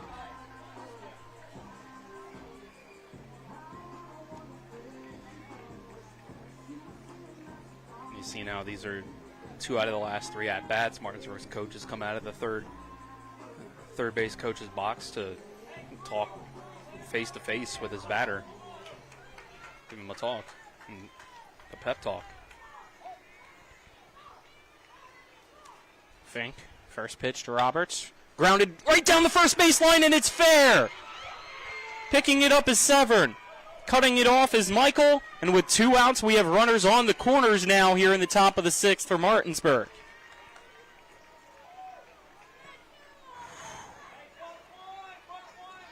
Huge hit. And Barrow Roberts pulling a little bit of a Yogi Berra, hitting them where they ain't, just right down the first base line. Can't hug the line much closer than that. Snyder up to bat now. Pitch from Fink. Bobbled by the catcher, but Burns keeps it in front, so that's 1-0. Wouldn't be surprised to see Roberts try to take second base on catcher's indifference. Next pitch. Hit right in between first and second, and we are tied. Bobbling it is Severn. His throw away. Here we go. Coming from first home. The throw away now into the backstop. Martinsburg has the lead in the top of the 6th. 6-5 over Hedgesville.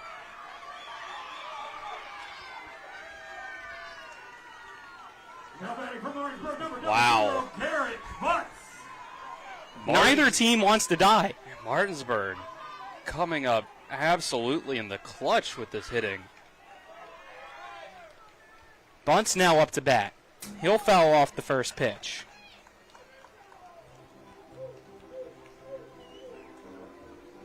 What a ball game here. So now it will be Hedgesville down to its final 3 outs in the bottom of the 6th. Can Martinsburg add on, though, with 2 out and a runner on second? Fink sets. Here's the pitch. It's outside off the glove of Burns. Dashing for third is Snyder, and he's in safely. They were an out away from this game being over. Next pitch. Gets past Burns again, but this time staying put is Snyder. Count 2 balls and 1 strike to Butts.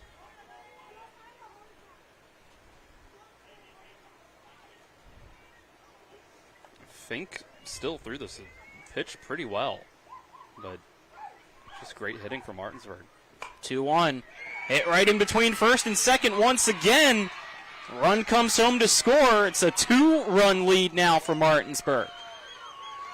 7-5 here in the top of the 6th. The opposite field hitting. You don't see this much of this in one inning at the Little League level here very often. Gano up to bat now here against Fink. First pitch. Gano fouls into the first base dugout for strike 1. 3 straight singles with 2 out here in the 6th has given Martinsburg a 7-5 lead over Hedgesville. Fink sets. Here's the next pitch. And that's called strike 2 on the outside edge to Gano.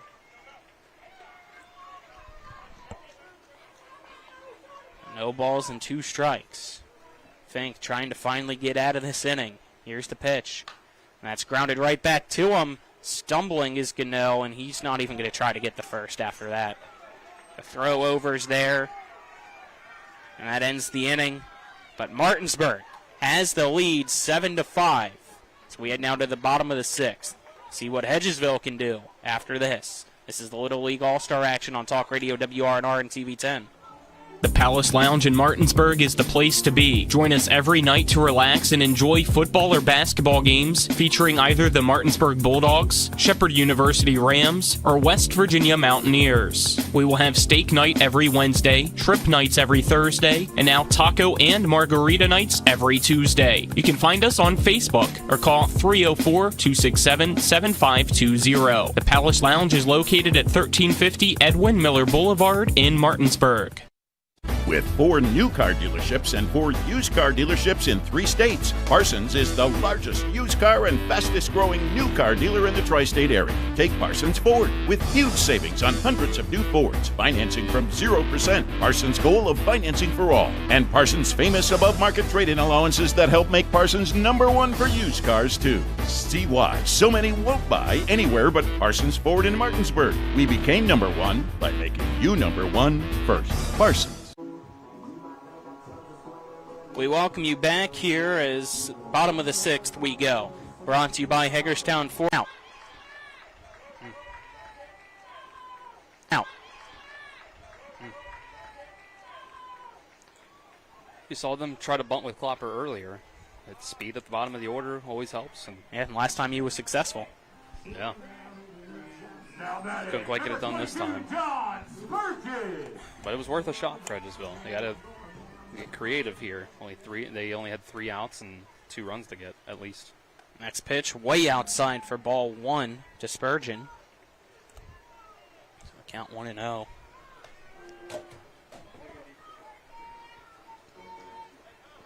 Spurgeon singled his first time up via bunt. Reached base the next time on a base on balls. Next pitch misses outside for ball 2 from Roberts to Spurgeon. 2-0 count.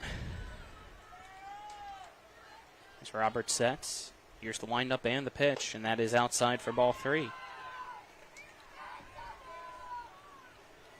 Spurgeon with the 3-0 count. Takes his time before the lefty steps back in here against the righty, and Barra Roberts. 3-0. High and outside, it's a 4-pitch walk. That'll bring up the potential tying run up to bat for Hedgesville with the 1 out. And Cordell Michael Hedgesville, number 3, Cordell Michael. Roberts missing outside on a lot of those pitches. I think that's usually a mechanical sort of thing, which can be tough to keep your mechanics after you've pitched for a while. First pitch high and inside. Now a throw down the first. Sliding back in is Spurgeon safely. Yeah, wasn't sure if maybe it was just because he was facing a lefty, but this time it's in the same spot to the righty, and Michael almost took his head off. The 1-0 pitch from Roberts. Same thing. Up and in now. Count 2-0. It's been 6 straight balls. I feel like we've seen some of that from Michael already, where he's pretty quick to bend down in the box when it gets close to him. Saw that against Watts earlier, even on one that was called a strike. 2-0 fastball, finally a strike thrown. Count 2-1.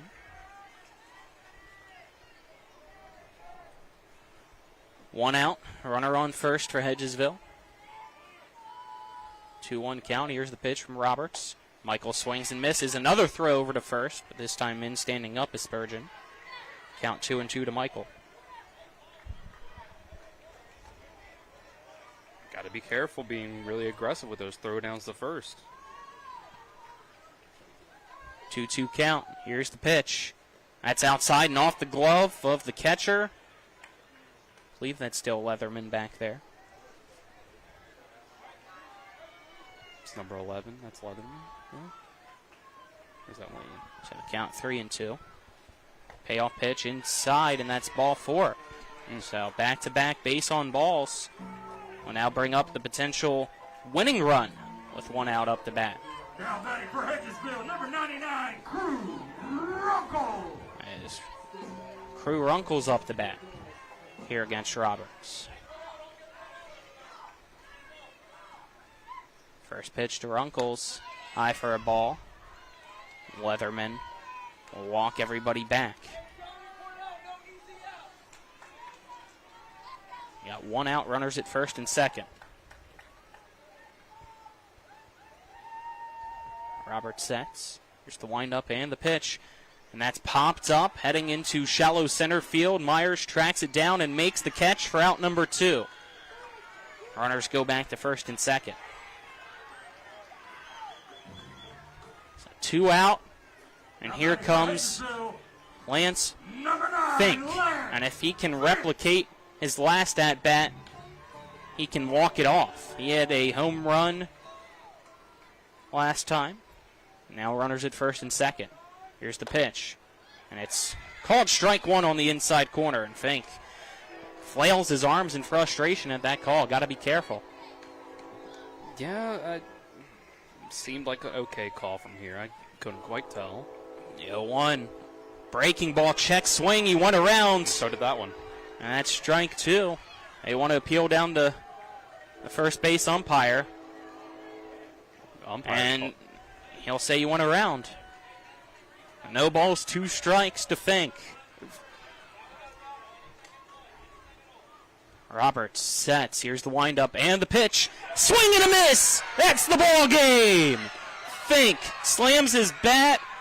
7-5 Martinsburg defeats Hedgesville and advances to tomorrow night's game against South Berkeley. Whew. What a ball game between these two. Hedgesville obviously upset, but got to keep their heads high. A great game by them, a great tournament, nothing to be ashamed about. Step aside, take a 2-minute break. We'll return with the post-game show after this. You're tuned into Little League Baseball on Talk Radio WRNR and TV 10. Life is evolving. Over the past decade, the way we do almost everything has changed. Get on your phone, see something you like, click on it, and it shows up at your door. Why should the way you have your car serviced be any different? Why waste your time going to a dealership service department when Hagerstown Ford and Hancock Chevrolet will come to you? They service all makes, all models, and offer full parts and labor warranties. Hagerstown Ford and Hancock Chevrolet will come to your door or office and service your vehicle while you're doing what you need to be doing, conducting that business meeting or mowing the lawn. Why take time out of your busy schedule when you don't have to? Hagerstown Ford and Hancock Chevrolet's friendly, knowledgeable staff will come to you where you live or where you work for full service maintenance. From oil changes to tire rotations, brakes, batteries, multi-point inspections, they handle it all. Hagerstown Ford and Hancock Chevrolet is committed to delivering the best of the best to their customers. Trust them to service your vehicle where you're at home or at work. Skip the time-consuming and terminal wait at the dealership. Schedule your appointment at fordofhagerstown.com or hancockchevy.com. It's your wellness update with Floor Pools. Today, correspondent Robbie the Duck investigates new ways to manage stress. Let's go live to Finland. Well, our fine feathered journalist has discovered something truly relaxing. Saunas. Yes, saunas have been an integral part of life in Finland for over 2,000 years.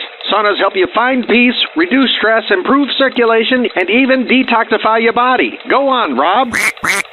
Now bring this Finnish tradition to your home. Floor Pools has the perfect sauna for you. From compact models to luxurious retreats, choose from traditional, infrared, or hybrid models. Specially priced starting as low as $73 a month at Floor Pools in Chambersburg, Hagerstown, and Martinsburg.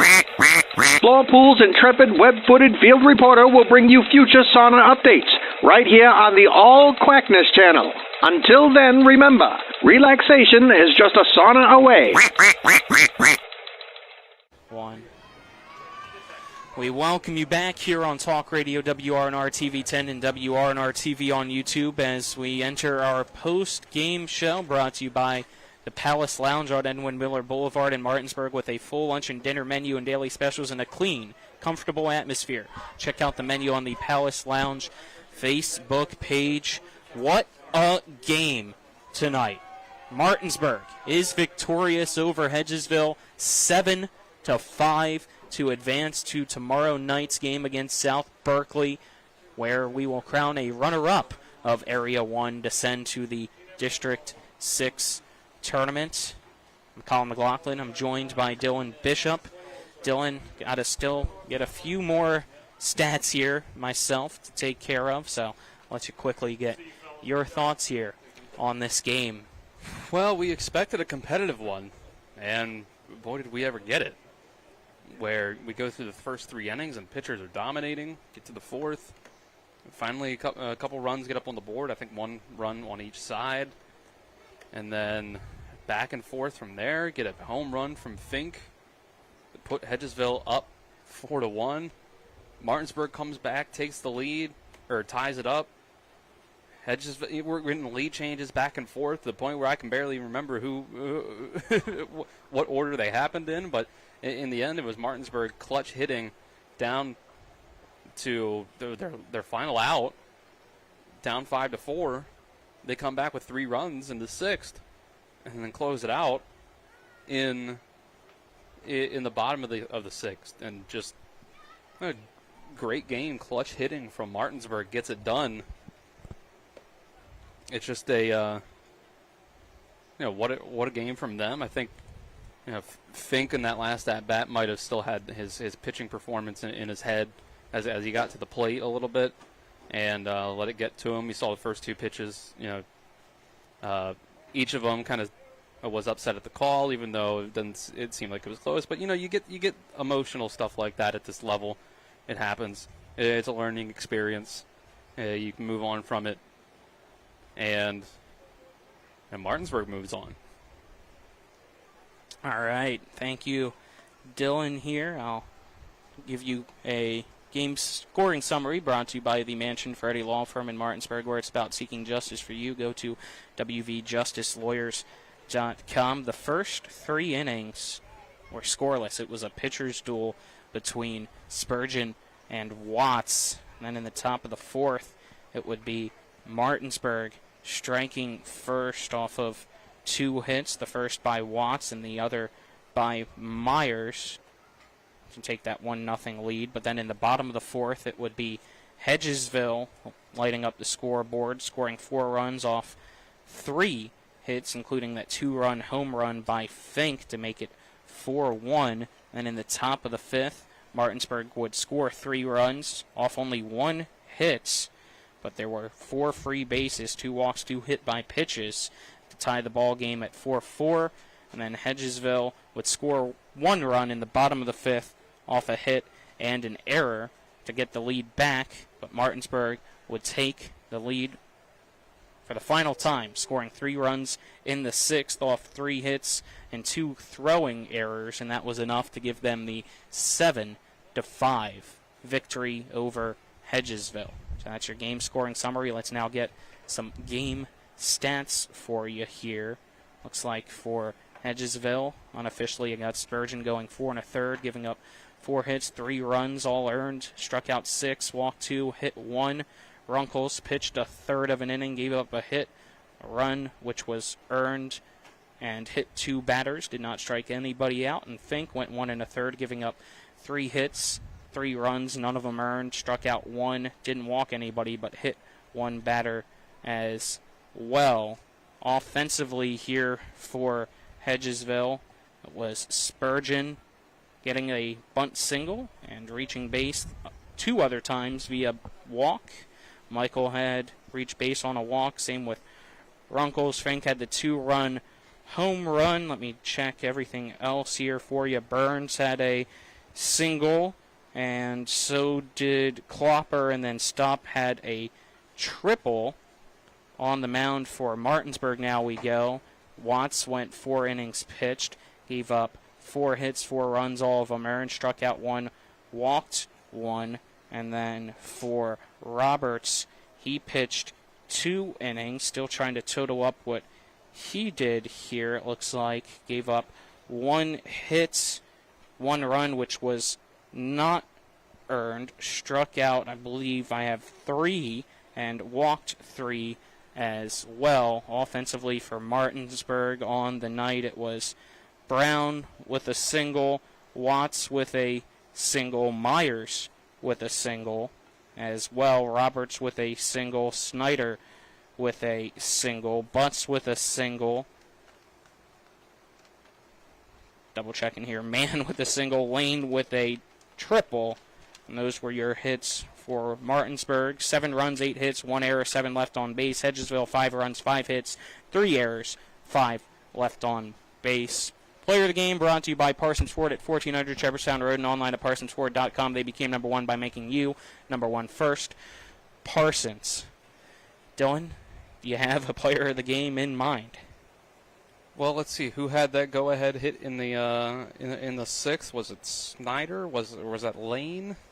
Snyder did, and then Butts was the one that added the extra run. Snyder had the single with the 2 throwing errors that resulted in Watts and Roberts coming home to score off of to give them the 6-5 lead, and then Butts made it 7-5. I think I got to give it to Snyder. Just you can go a lot of different ways because it was kind of a team performance from Martinsburg. There you could give it to Roberts for closing it out on the mound, but I'll give it to Snyder for getting the hit that mattered the most. All right, there you go. That closes the book on tonight. We'll have a new chapter of the tournament, and the final chapter of the tournament written out tomorrow as Martinsburg will take on South Berkeley.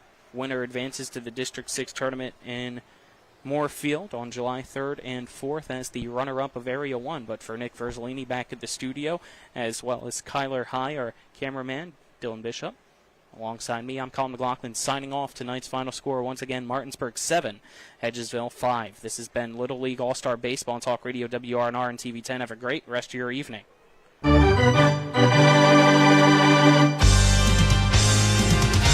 We thank you for listening to live play-by-play coverage of Little League All-Star Baseball. Little League All-Star Baseball is a special sports broadcast presentation of Talk Radio WRNR, Martinsburg. All rights reserved.